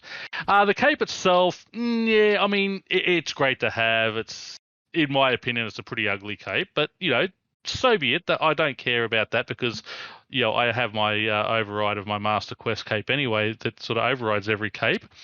The one thing I was disappointed about was, though, it still only had sort of 3 abilities you could lock onto it. Having 120 in all, I think just wearing that cape, it should just have the perks of every cape on it automatically. Maybe not the combat ones, but certainly all the skilling ones. Yeah. Because you really only do one skill at a time anyway, and it just to be able to put all my other capes on my cape rack and just keep this one as my skill cape, would have been ideal. But it is what it is. Here. I think they have the Master Cape Max Cape over in OSRS as well, and it has all the perks on it. So okay. I think they did fail a little bit on that. So again, a 3 out of 5 for, 3.5 out of 5 on this one for me, because that little micro quest beforehand and such, and it's for people who are goal oriented, it gives you a reason to go for 120, which is not overkill for anyone. It's a cosmetic cape. You can do 3 different perks on it as opposed to your standard max cape or comp cape, so you can just put 3 skilling ones on there, and it's not going to affect your master max your comp cape or your standard max cape. It does sort of then give you an opportunity to have sort of 2 capes with 3 different ones on it. But all right, fair enough. And my concern with it was that, this is a discussion folks will have heard about in our Mod Jack episode. Go back and listen to that one. The one, that's not even out yet. I'm recording year in review. That I got myself confused. The Mod Jack episode is already recorded. The Mod Jack episode will be out first of the year. Well, first episode of the year, not on the first. That's a confusion. Anyways, the discussion with him kind of led us into a discovery that, RuneScape builds its achievements in such a way that a lot of them are actually driven by where the players are and what the players are going to do. In that, he said if you go back a few years, 120 all, a cape for 120 all would not have been a good idea. Just like right now, a 200 mil cape, 200 mil all cape would not be a good idea. So I can see it from that logic. I don't think I will personally go for it. Tanis, where do you come in? I just think it was something that people have been asking for a long time. It didn't take much to give the people what they wanted in this way, and I'm a fan of it. It's definitely something I'll pursue. That's something that I like to kind of I like to skill. Max was always my my goal Right. for everything. You know, that was my overarching goal. So it's definitely something I'll pursue. And yeah, I'm a fan just because like I don't know if it was right or wrong for the game, you know, whenever they did it, but I know we've been wanting it for a long time. So All right, fair enough. And then we head on to the second to last update of the year, Garden of Carid, a farming update that saw herb drops removed from bosses and reduced from slayer creatures. And alongside this, it increased the number of herbs that you can plant through various upgrades, which at 10 seeds maximum now results in a 3 times yield increase from what we had previously. And with this, they also got rid of the crop dying mechanic. So now that they just get diseased and stop growing, so you're not going to be, out hundreds of thousands of GP on your fresh start world if your magic tree dies. So that's a nice quality of life fix alongside this. And this is, of course, where we got the infamous clip, the Plower Panthers on the clip show because of a typo that I did, but that's the plant power upgrade that increases the number of herbs that you can plant. I'm just going to continue running down the other list of the other notable things we got from here, and then we can gush over the amount of herbs that we pulled out from this. There's an upgrade that reduces the amount of time that it took for herbs to cycle down to 60 minutes from 80 minutes. Upgrades to increase the speed at which we make incense not disappear when you die. And one of the bigger things that came from this was the Sticky Fingers relic being replaced and making it so that all pickpocketing in game is persistent. Not 100% like Priv pickpocketing, but you will just continue pickpocketing the target, which greatly reduces the amount of clicking that's needed on there. And with this, they actually brought forward a number of new thieving targets, but most interestingly, the Cruxakel Knights, when launched, had 1.3 million XP per hour. That was since toned down to about 800,000 XP per hour. Still, a very good thieving method that requires a good amount of input in terms of things like the Master Camo outfit, the Traherne exoskeleton, aura, so on and so forth. So yeah, I was going to say that when you're talking that you do have to have everything. Yeah, the full spells setup. you have to run an aura for it. So, unless you do sort of aura resets and things, I mean, the farming side of it, I thoroughly enjoyed. I thought that was good. Planting 10 seeds, I mean, if you're going to be using your growth potions, just do 1 seed at a time because your yield per herb is going to be more because as you go up, yes, you're getting more herbs, but it's dropping down the amount of herbs you get out. So when you're planting 10, you're averaging sort of 4 or 5 herbs per patch, whereas when you do 1, I think you were getting 7 or 8 per patch. Well, no, it's the same numbers, just expanded out to a factor of times 3 on the end. And what we're seeing with that is because you're planting more seeds, you're winding up with a more consistent spread. And that's why it looks like your numbers are going down on that. Okay. So that's fair enough. That's what happens behind that. Yeah. Okay. That was what I was looking at. I'm going, hang on. I'm getting more per single seed than I am the 10 times Right. It looks seed. like that, Okay. but as you plant more sense. seeds, the randomness just becomes more consistent, and you want to plant more seeds because that's how you get more favor points. Well, quicker. that's what I was going to say. Your favor points is the other things. Once you've got that maxed out, I mean, you always do 10 while you're trying to get those favor points to max that out. The thieving side of it, I wasn't overly impressed. It was just the same old. Click, let it go. But all the stuff that you had to have with spells and auras and all that type of stuff, I don't think sort of anything should rely on an aura to be successful. I think auras should help, should be a boost, but shouldn't be sort of something that is a necessity to make it a good sort of thing. Because if you didn't have the aura and all that, I mean, I was getting more XP at hams. Yeah. Well, I was getting more XP pickpocketing ham members than I was pickpocketing these crux guys. Yeah, exactly. And that's the thing. And that's why there was so much, going on about this. Oh, they nerfed it from 1.3. No, you need the full setup for that, and Yeah. that if you're not doing that and you want something that's a little bit less intensive, that's what safes are for. Yep. So, overall, once again, I feel like they hit it out of the park with this Garden of Carid update. We have to hope that this is going to provide the herbs that are needed, because we all know the serial offenders of things like Telos and Hellweir and whatnot that were providing tons of herbs into the economy. At this point, Mod Jack has been open. He said, this is an experiment to see if the skilling community can provide the supplies. Yeah, and this has always been one of my biggest pet peeves about the combat side is, I could go and do Chaos Giants and get more herbs per hour than I could ever do farming. I love this. I would love to see more sort of herbs being taken off drop tables. Add the seeds, take the herbs off, and let the farmers go. Hopefully it is successful, and we can do that. Especially going forward as we, when death cost reworks start happening, that, perhaps we can see sort of less necessity for, all the skilling drops to be coming for them to make money. Because if it's not going to be costing them as much money if they die, well, they shouldn't be making as much money off things that should be coming in through skilling. Oh, we had a fun conversation about that with death costs on that episode.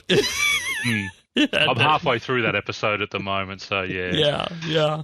But but again, you got to give and take, and I mean, you've got to be there for the entire community. You can't just concentrate on the combat side and say, oh, they've got to make money because of the risk. Well, what risk now? When you're only paying 1% of your what you're carrying, which is a great thing, and 2% on you. Sorry. No, I won't go on to that. We'll do that another time. We'd be here a while. Yeah, exactly. Yeah. Tannis, Garden of Carid, plant power, thieving, anything coming out of the year on this? Because you're not much of a farmer type. This was my update, but Well, but I would say this is on the short list for update of the year. Jesus.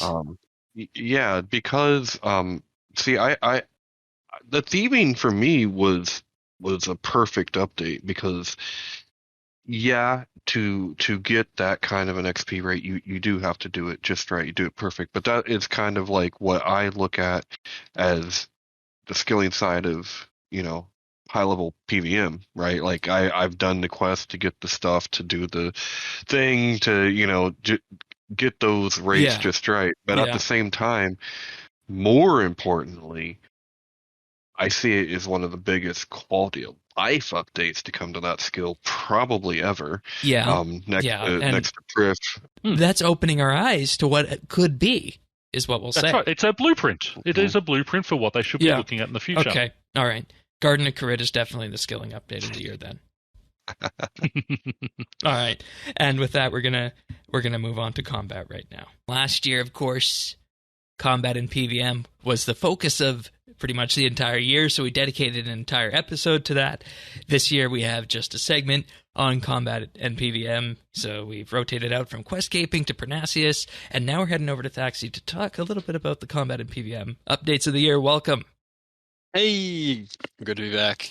And we're not going to math people out. We did that when these updates already came out. So if you want the math, go back for it. We're gonna tell you the results of the math as briefly as we can, I think, here. Yeah, I hope we get to take a victory dance around certain parts of the update. But nonetheless, we're going to start with something that Tannis was able to dive into and dove into a lot, and this was the Abyssal Slayer creatures of early, was it early February or early March? I feel like it was early March when we got the Abyssal Slayer. Was it March? Yeah. Around that time, late winter, for sure. We got 3 new Slayer creatures, the Abyssal Savage, the Abyssal Beast, and the Abyssal Lord, located at first in the Sentistan Asylum, now, of course, in the Wilderness. Tannis, how did these impact your Slayer from a combat perspective? Difficult, easy? Well, for me, they were a true Slayer creature. I mean, these were what I want, what I expect. They weren't many bosses. They were just an appropriate Slayer creature at that level. Except for when the Wildy came out, because those Abyssal Lords out there are not good when you're threat goes up. Surprise. Surprise! Yeah, Big nasty surprise. Yeah, you think you got a bunch of savages and some beasts around you. Next thing you know, there's lords pop up like, "Yo, you're on my block." Yeah, man, I'm sorry. Savages, beasts, and lords. Why did we go with that for the title of that episode? Anyways, Telling you. Oh boy. we just came out a clip show, and you guys wanted the BDSM title for that. But anyways, what do we got for savages here, Thaxi? I mean, just drop slides, right? So we're looking at how changes in the meta this year is the focus of our segment. So the drop from the savages is the Abyssal Flesh. Of all of the updates, I'm going to say for PvM this year, I think this is one of the most things that's been most slept on. These can be used to make armor spikes. These armor spikes apply the Abyssal Parasite damage over time, which is also applied by the whip we'll talk about in a second. Just in general, it's just an extra dot for melee, which if you're using the helm we'll talk about in a second, it gives you extra adrenaline back. It's just extra damage. It's extra chances to proc poison. And these really should be used anytime you're using melee. The problem with them is that they currently cost, 400 gold per armor spike. They effectively multiply the cost of armor spikes by like 9 times right now. I remember we had a problem of finding enough flesh when this update came out to make it usable. And that's the thing, is that they promised us that there would be more sources of flesh. And like, all right, well, they're planning a big Elite Dungeon type release. They're probably going to drop it there. And they didn't. And what that actually was is they're going to add more of these same creatures to the Wilderness update. And what that's done is that it hasn't expanded the number of them being killed, because they're still only being killed for Slayer assignments, really. The flesh alone isn't quite worth killing them for, but it's like it gets used up too fast on those armor spikes to make it like viable to use. So it would be really strong. It has a great use case. But the price of it is low because nobody's using it. And nobody's using it because the price is still too high, even though it's low. Right. And so it's in this really weird place that I'm not a huge fan of. But they're great. You should be using them if you really want to ball out for your combat. These are fantastic. They only work on the melee style if you have melee weapons in both hands and your armor top and bottom. All right. Yeah. Go ahead, Tennis. I was going to say, I mean, you can, if you're going to iron it, right? Like, yeah, that's another option. Always, yeah, but even then, you'd probably still have the supply issues because you probably couldn't kill enough. The problem with it is right? that you use them at Abyssals almost as fast as you can get them as drops. They need to be dropping at 2 or 3 times the rate to be like entering the economy even vaguely appropriately, or they need to be dropping in large bundles from a boss or something similar, and they're just not. So hopefully that gets fixed in future. But one thing we did jump up. That could be a boss-worthy drop. Yeah, right? Oh, it is. No, it's a great. Like if they're looking, we need an Abyssal boss now. I think that's what you just. I'm down. Yes, please. Yeah, do it. We've got so many good options for this, and plenty of places to put them. Send us to Infernus next year, right? Have us a quest list. Do something fun. Like I'm super down. Those parasites infected Infernus. That's the whole there's whole lore behind them. It would be great to dive into that into the next storyline. So that's really neat. That's really neat now that you mentioned it. But one thing we did jump up and down about was the helmet. From the Abyssal Beast, a tier 85 melee power armor helmet. Tell us about this, where this landed. I mean, very simply, extra adrenaline for each melee ability, bleed damage over time you have on a target. This is the thing, this fixed melee's problem with adrenaline, right? So you've got Hydrix bolts for range, you've got the critical strikes giving you ulti back from Tsunami being cheap for magic. This gave melee a similar kind of adrenaline buff to remove their adrenaline issues. It still looks funny in my opinion, but I think it is. If I'm looking at all of the updates for this year in the combat section, I think this is the largest power bump from a single item for almost any of them. There's some arguments to be made for some range changes, but this costs currently just under 10 million coins, and it massively changes how melee works. It's friggin' from Slayer. And it's from Slayer, which again, I love this. I love that it is a powerful item that is incredibly accessible. That is 10 out of 10 design work. Good job. And it's a relatively common drop too, which is something you and I have been moaning about for a while. So there we go. Big fan. And then what everybody wanted, the tier 92 whip, because back in the day the tier 75 whip was iconic. It of course moved away from that because other powerful weapons came out, but now if you go dual wield, there's a good whip option at tier 92 from a Slayer creature nonetheless. every time you hit a target with this, it applies that parasite dot that's the same thing as from the Abyssal Flesh to your target, which that dot does count for getting adrenaline from the helm, so these things all pair really nicely together. It is, I think, still outdone by the Glacier Swords in terms of strength because of their passive effect, and they're being tier 95. But this is a great way to simplify your setup because you don't need to worry about those armor spikes for applying that bleed. And it doesn't break the bank at about 125 mil for a tier 92 weapon. That's awesome. What do you pair that with, Pax? Like a Kopash or something? You would pair it with an offhand Kopash, an offhand Drygor, or an offhand. Honestly, you might be able to pull off the tier 85. I think the tier 85 offhand has its own the cold cut buff. Offhand at tier 85, the right? Cold cut, the Glacier offhand dagger. Might be an option, just kind of depends. I think all those you could make an argument for. Like, if you want to be really sweaty and you're trying to be endgame groups, make sure you're tier 90 plus because people are going to be angry at you for no particular reason. But again, the deal with this is that it's a nostalgia trip for the Abbey Whip, and I'm really not mad about that. Good job. Yeah, and once again, Slayer, which is wonderful. Yes. Well designed for every part of this update, except that flesh just really isn't dropping enough. Yeah. And would you say that you would need the spikes even if you're using the whip? No, so they each add a stack. The stacks, I think, go up to like 50 times they do increasing damage.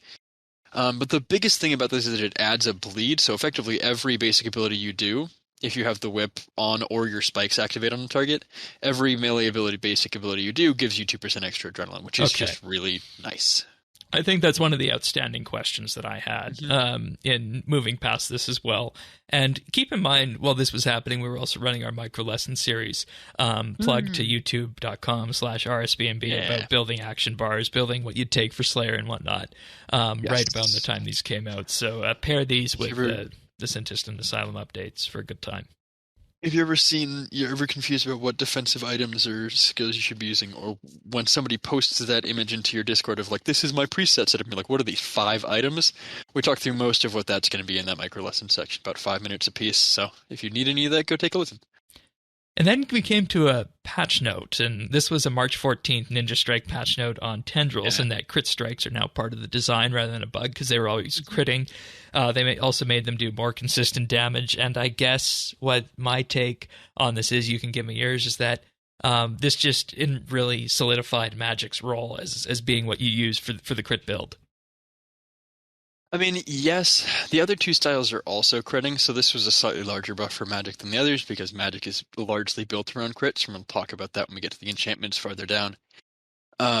Generally speaking, I think these are more or less unchanged. They have always been within your top 2 or 3 strongest threshold options.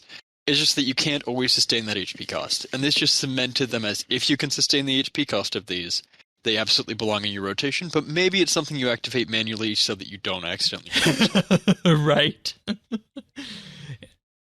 I might have been there before. Fair enough. You don't put this on a revel bar. Smile. I think I killed myself with them at the Abyssal Lords. I think that's what happened there. Yeah, that makes sense. Then we spent a good deal of time in the skilling section talking about accidental skilling, but this is where we got the Dine Arrows. We got raked over the coals for this, for trying to pass an opinion out before people got their hands on them. I think we were mostly right on these. I'm standing by my guns on them for the most part. I think I passed early judgment on the Full Arrows, saying that 15% extra damage and minus 10% hit chance wasn't super useful. My comparison, of course, for all of these, so generally speaking, all of these arrows are about 3,000, 4,000 gold a piece right now, and there's a 1 in 3 chance that they're consumed on use. The comparison is splintering arrows, which also do a really strong damage, but cost about 700 gold and are only consumed up to 13 times per phase of a boss or per creature. So, for Slayer, these are about on par. Probably for like bossing and other use, they're probably a good bit more expensive. But the arguments here, right? You've got the Joss arrows, 30% extra damage, 20% hit chance to demons and dragons. If these work, they're the best. It's not a question. Just use them. Places you're going to use these are. I'll just want to say the places you're going to use the Jazz arrows or the trash in ED4 and ED2 as a whole for the dragon side of it. Yes. Yeah, and I mean some things like QBD or KBD, if you wanted to really like, have some fun, mess around with it, right? Magic is also going to be more effective anyways, a lot of these places, Yeah. but we're not going to talk about that. Crit stick goes Bert.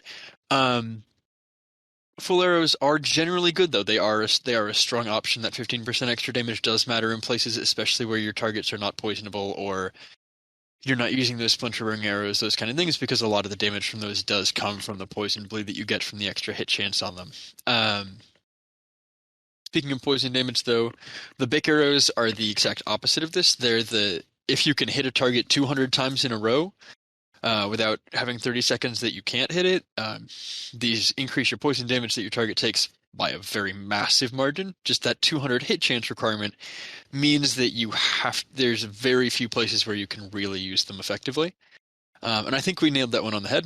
The Wind arrows, again, a complicated ability management minigame with a big damage payout, but that complicated part of it is like, and you'll see this with the bow ahead too, is that if you can plan out a very precise rotation with these, much like with Despore arrows that we talked about in the past, you can get really great mileage out of them. But as soon as that rotation falls at the corner, it becomes even more than like a tick or two off. If you miss an ability, if something happens you're not expecting, right? You have to move your character and that cancels an ability for a tick. Whatever it is, that makes these arrows really fall off very hard. So the Wen abilities are very much a complicated, precise, like planned rotation minigame, which I think has a place and is a cool option. But generally speaking with these, all good options. They all have some niche use in the meta, but the Jas arrows and to a lesser extent the full arrows I think really take the cake in terms of things that you're going to see used by the general player who isn't trying to score push speed kill or do something that is like solo, a duo, Solak or a really high enraged Glacior, right? Yeah, and I think what we came to from places that we've gone is that you can mitigate the accuracy fall off of full at places like Yaka and whatnot. Yep. To be Absolutely. able to use Jazz effectively and just get that little bit of extra out of your special attacks and whatnot. So yeah, I mean, especially if you're using a tier 95, if you have tier 95 accuracy, or you're using a Hex Hunter bow with the extra accuracy, you're generally going to be hitting your hit chance on these regardless. So, all right, does that bring us to the Bow of the Last Guardian? That these arrows kind of foreshadowed what was coming with this.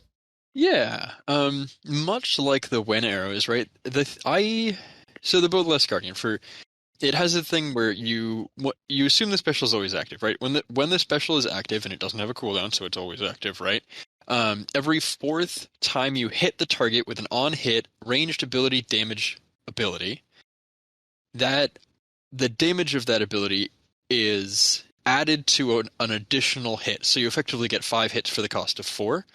This secondary hit can apply poison, can apply bolt effects, can apply all these things. So all this stuff that range wants to do, where you're trying to hit the target as many times as possible to proc your bolts, to proc, well, in this case, your arrows, right?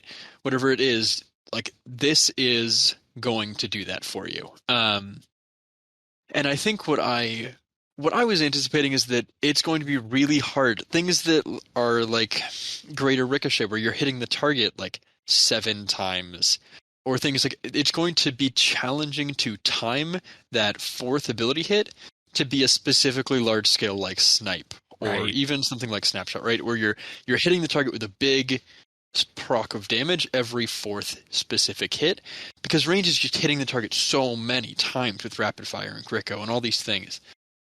And I think if you can do that, if you can get used to saying, I'm going to hit the target this number of times because I just use this ability, this is going to put me at this many stacks, and because I have that many stacks, I am going to be using this ability and then this, so that I always, like, if you can do that mental math and those gymnastics in your head on the fly, you can get really solid, like up to, I'm going to say about 40% extra damage out of the bow if you can consistently use that extra proc on a large damage hit.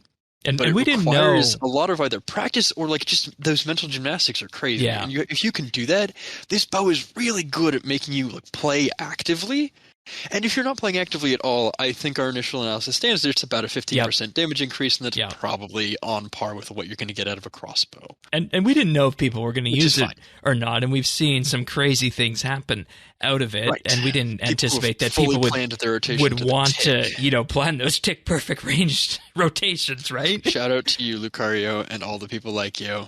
That's the folks that are truly speed killing that are like, yeah, I can make this outperform the crit stick without having to rely on luck because it just hits like truck. You just have to be tick perfect for several minutes. So That's not me. no, it's not me either. But for the people that can do that, and we think we talked about this too in pre-show. Those people are generally the people who are going to be able to afford the tier 95 bow. It's not all that accessible. It is still expensive. So, the right people are ending up with this to make it really do work, and it's making it look great. So, kudos. Right, and then with Interesting that, design. and then with that, we get to where this bow comes from, and that's the actual Zamorak boss fight in Elite Dungeon 4. And I really do want to go back at some point, but I don't want to sacrifice my high score spot right now. But I had a fun experience. Gosh. Hey, it's a high score spot. You crazy human. It's a low score spot. Don't get this wrong. He's third from last currently at time of recording. I'm shaking my head. I hope you can hear it through my microphone. You do have to try to be that bad. No, I didn't try to be that bad, Tanis. It just happened. Hey, it was release day. We didn't know what we were doing. It's fine. 27 minutes. We are very proud. I know. But I feel like this didn't get enough coverage when we talked about it at first. And this was the boss for all players from story mode to normal mode to enrage mode. And I learned more about the thought processes and what went into this when we sat down with the mod Ramen Behind the Crown, which came out, I think, in the second last week in November. So by all means, go back and listen to that. What? That show was amazing. For anybody that hasn't listened to that Behind the Crown, Ramen is, it's worth a listen. It was one of our better episodes recently, and that's, I'm on a lot of those episodes, so there you go. Okay, that's my take on that. All right. But the combination of an elite dungeon and the endgame PvM boss isn't something we anticipated, and it took the learning experiences from the previous elite dungeons, Glacior, Telos, and all the other God Wars bosses, combined them together, added the high score system with the enrage chase mechanic, or the yardstick measuring contest, as Tanis called it, and people are still setting records there. Also flipping things on its head for Phase 7 with the rune mechanics, because, we, in our testing, didn't go beyond that, so you kind of had to take a different perspective on that, so I'm glad we were able to get Bears on for that and get his perspective when that came out. And also, I think this is the start of changing how loot could potentially work in RuneScape. So overall, I think Zamorak is a good boss, and if you haven't done it yet, go out and do it at some point, even if it's just on story mode or normal mode. So, yep. Even if it takes you 27 minutes. That's right. Or 49. That's what the third last has. David actually suggested that I make an account to try and beat that record. Take longer. So. Well, you do have an account now with combat levels. I know. I'm just saying it's an option. Good luck. Elite Dungeon 4 also brought us enchantments for a number of items that have ramp-up times behind them. How do you want to go through these? Because there were 9 of them in total. Yeah, I think the first off, I want to make a note on cost, right? So there's 3 melee, 3 range, 3 magic. The melee and range ones are all sitting 30 to 70 mil. The mage ones are sitting 130 to 200 mil, right? That gives you an idea of what people are, consuming at the higher end, and also makes a note that the items required for the mage ones, just mage upgrades in general, are a little more expensive. So just a note on if your style is mage right now, these may be more challenging for you to acquire. But with that said, there's 3 general brands of these, right? It's upgrades to the Rex Matriarch rings of that style, the gloves that drop for that style, so Gloves of Passage, Carapax wrist straps, and the Nightmare Gauntlets. And then it's an upgrade to the style-specific weapons, so the Hex Hunter, Terra Maul, and Inquisitor Staff. The stylistic weapons are the simplest part. They deal 5% more damage when their effect is active. It goes from 12.5% damage boost to a 17.5% damage boost. Lovely. Generally useful. If you use those weapons, pick them up. Those enchantments tend to be one of the cheaper ones. The glove and ring effects are a little more general, but they generally improve the effect of that style. And they, like, my take on these is they really cemented into place the playstyle that was being kind of brought into light for each of these things. So, right, like the glove effects are generally like they do a little more damage, they're a little more effective, whatever it is. The ring effects in particular, though, things like the melee damage, you get extra critical damage done for each bleed you have on your target. So again, putting melee off is that like bleeds are going to benefit you for this style. The magic ring, for every when you have a channeled ability done, it increases your critical strike chance and critical strike damage. Sorry, just the damage. The strike chance was already on the ring. So it very much makes the like, hey, magic is a style. The crit stick is the weapon that's here to stay. Critical strikes are important to magic. Here's critical strike damage for your ring, right? And they very much locked that into place. If you can afford these are still great upgrades to have. And there's not a whole lot else to, honestly say about them as far as I'm concerned. Yeah, and just remember the ramp-up time, apparently. That's something that is a major factor in many of the people who are considering this. You cannot use them as switches. You have to, these effects are only active when you have them stuck on your finger for a few seconds. Yeah. That's a good way of putting it. And then we came to things like Greater Sunshine and Greater Death Swiftness that came in the form of codices that upgrade those abilities to have the extended planted feet effect without needing a switch. And it also brings back the AoE, small AoE available for each of those. Not much to write home about those, just a nice quality of life fix. I'm personally still using my switches. You? Yep. I'm also using my switch. I'm not willing to. I actually did buy one of the codex and I ended up selling it back. I want to say it was about 280 mil at the time. Like, they're nice, but it is primary quality of life Switchscape, right?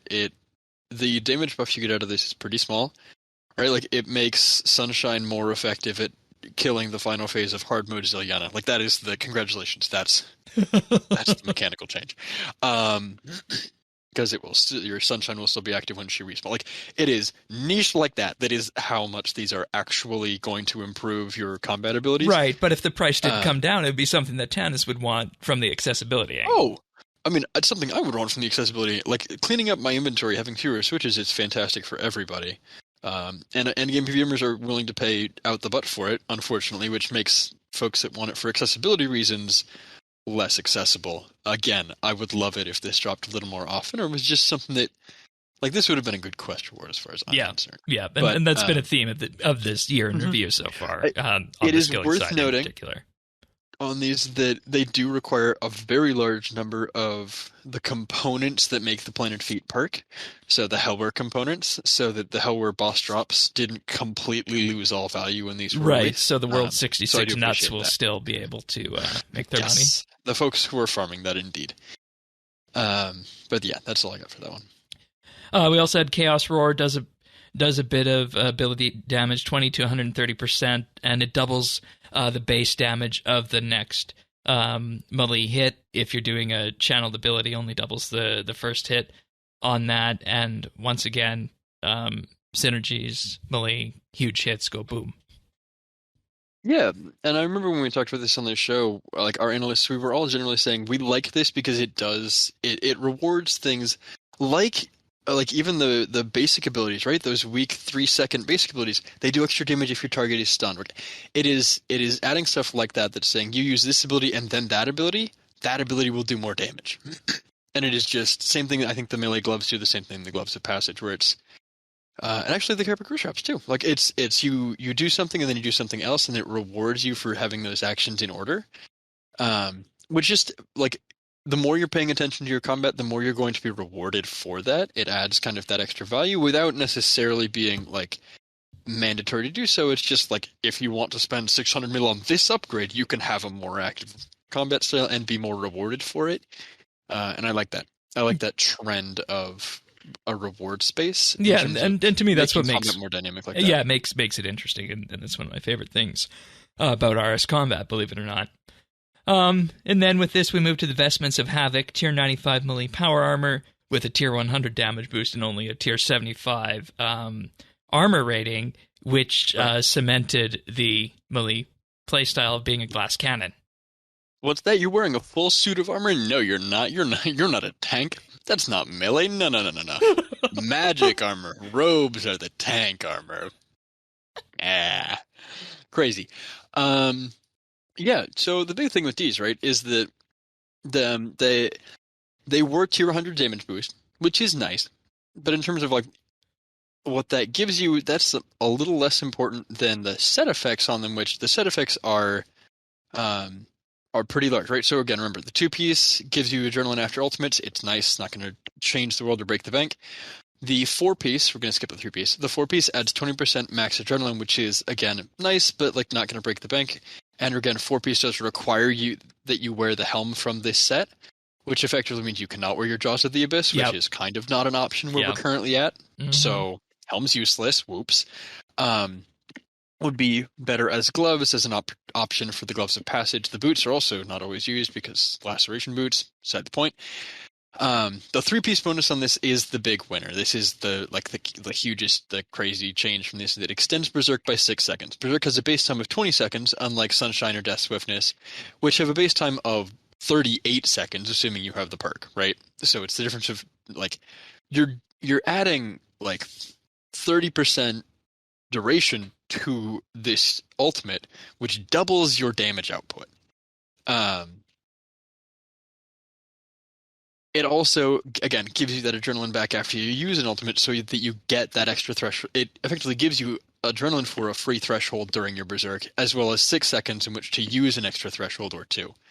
At the end of your Berserk, when you're already, like, once you've already built your adrenaline back up, this is a huge buff to the amount of damage you can get off during a Berserk rotation, and makes a huge difference in Melee's ability to put out that burst damage that the style used to be known for back before, the crit stick go burn. Right. Okay. Melee used to be the style that, other than some very niche, very specific combinations with range weapons, Melee was your burst set up for 20 to 30 second short burst because Berserk was so powerful. Extending Berserk out a bit gives some of that power back to Melee. So these are the best Melee armor right now. Sorry, it's your masterwork. But these are a great buff. It's this combination with the vestments and some of the other things that we've talked about that would really make me like to invest in a melee set, but right. I just don't want to do the Switchscape for all the different weapons on it. But and part of the reason that comes into play is one of the final combat updates of the year that we got was the buffs to the dragon special attacks. We're not going to go too much into these. We're just going to kind of summarize the best single target, the best stats boosters, and the best AoE abilities on there. So yes, without any numbers whatsoever. If you want numbers and the reasons behind any of this, we did a lovely 30-minute long dive into how these should be used in the episode on them just a few weeks ago. Very briefly, the mace, if you're a low-leveled player, the mace is your most consistent damage choice. Use it whenever you have other thresholds off cooldown because lower levels often have extra adrenaline. Use this instead of an ultimate. The longsword is the hardest hitting special attack. It's inconsistent, but it gives really fun looking numbers. The dagger gives the same damage as the long, but it has 2 chances to activate poison. It has higher accuracy and lower variability between its min and max hits, so the damage is your better option than the longsword overall. People need to stop using the longsword. It drives me up the wall. The claws are a huge burst. They have really complicated math, but just trust me when I say that they are the best single target option. They are slightly consistent damage because their damage is skewed towards the upper end of what it could be because all the low damage options are kind of eschewed away by the math. They are a bit more pricey if you're going to be changing items in and out of an essence of finality if you're a higher level player who wants to use these. That's our single target setup. For our stat boosting options, we've got 3 things, right? So the Battle Axe, unchanged, provides a huge damage done buff. If you use this in combination with the Relic power that was changed with this too, the Enduring Rage, whatever it is, the tier level 96 archaeology relic that gives you adrenaline now, you can use this with the battle axe and it will give you a nice boost to mining, right? Because it boosts your strength level if you're not using an overload. So there's that. The scimitar increases hit chance with slash attacks by 25%. Great thing for lower level players who are not hitting the cap on accuracy. That 25% for 1 minute, super easy to apply. Like big fan of this for lower level players especially. Hatchet raises target affinity by 3%. Really nice for Iron Men who don't have access to a Stadius Warhammer. Generally, just good changes. AoE options, the Dragon Halberd and the Dragon Two-Hand. Dragon Halberd and Two-Hand have relatively similar damage. Dragon Halberd costs less and hits in a cone in front of you. Two-Hand does even more damage than that, costs a lot of adrenaline, but hits in a 5x5, or if you're wielding a halberd range weapon like a scythe, so if you have to have this in Essence of Analogy to do this, it hits in a 7x7, so you can effectively nuke an entire room with the Dragon Two-Hand. We are big fans of this here. It is a lot of fun. And was very broken in Shattered Worlds, so so much so they had to hotfix it. But really, really cool, really fun, like big damage me like, very accessible, right? None of these drops are super rare. They're all like things that Joe Schmo can go and play around with. So the only, some of these setups do require Essence of Finality, which is a little bit of a money like barrier, but generally speaking, you could grind that for that yourself. I'm just a fan of these changes overall, and I hope we get something that's similar for a lot of other kind of underutilized special attacks. Yeah, and overall, dragon weapons were always special, and it's good, and it's a good spot to end the year with. On that, Tanis, do you have any questions or anything else combat-wise, special attack-wise, from the dragon items or anything? No, I just I'm kind of glad I'm going through Slayer again, because even though a lot of these toys are for boss scene or whatever, I look at them and go, ooh, that'd be fun. Yeah. Well, I want to play some of that. Yeah. And I feel like that's where we were at in general with combat this year. Not as much as we had in the previous year, but hey, at the end of the day, some pretty wholesome changes as we had for pretty much, I think all the combat styles got something, but definitely most ranged and melee this year is going to be how we end this. And, with that brings us to the end of our year in review special. And Tanis and I talked about this at the end, about whether we were going to do 2 picks of the year or whether it was going to be unanimous pick of the year. And we settled on the unanimous pick of the year. It was unanimous. Take it away. All right, so the number or the pick of the year, the unanimous pick of the year is a Star Trek show called Strange New Worlds. Me and Shane watched like every episode as they came out. It was quintessential classic Star Trek with a modern feel. It was like RuneScape in that way, right? It had the nostalgia blankets you love, but with a nice new wrap and just characters that were compelling. One of the best captains I think in any series for me, Captain Pike. Just everybody. It's so memorable, and even the people that I was like, please don't screw it up, because it was young versions of such beloved characters, and they nailed it. I'm like, this is great. Yeah, and there was no question with this. I would have went with that for pick of the year. So I'm glad that we were able to work that in. Normally we work that in at the end of Clip Show, but I figured that works better at the end of a year in review. So once again, that was pick of the year. Definitely go watch Strange New Worlds if you're a Star Trek fan. And hey, if you're not, it's a good one to jump onto, because it's non-serialized compared to others like Discovery and Picard. But just, of course, an update on where we're at show scheduling-wise. Next week, you'll be hearing the Clip Show. Tanis and I have already recorded that. That was an adventure, just to put it mildly. Uh-huh. Yep. It's like a locker room around here. Oh boy. Oh boy. That's a way to put it. And then the week after that, we'll be sitting down with Mod Jack to discuss RuneScape's Endgame, amongst other things, where he sees that. Sirion and I had that conversation with him, and we'll get that out for the first show of the new year. But with that, you're probably wondering, how can I get these podcasts delivered automatically to you? Well, you can subscribe. We're on any number of podcast listeners out there. We're on Apple Podcasts, Google, Pocket Cast, Spotify, Amazon for your A&E Amazon devices that I won't say the name of right now. We're also on Stitcher. And, of course, we also post video versions of the podcast as well on YouTube at youtube.com/RSBANB. And, of course, being a YouTube channel, if you like the podcast or you just like one of the episodes, like and subscribe. It greatly helps the channel out. With that being said, everybody have a wonderful holiday season. Merry Christmas to everybody. And we'll see you for the next set of shows that we have lined up. Take care, everyone. See you then. See ya. Ciao.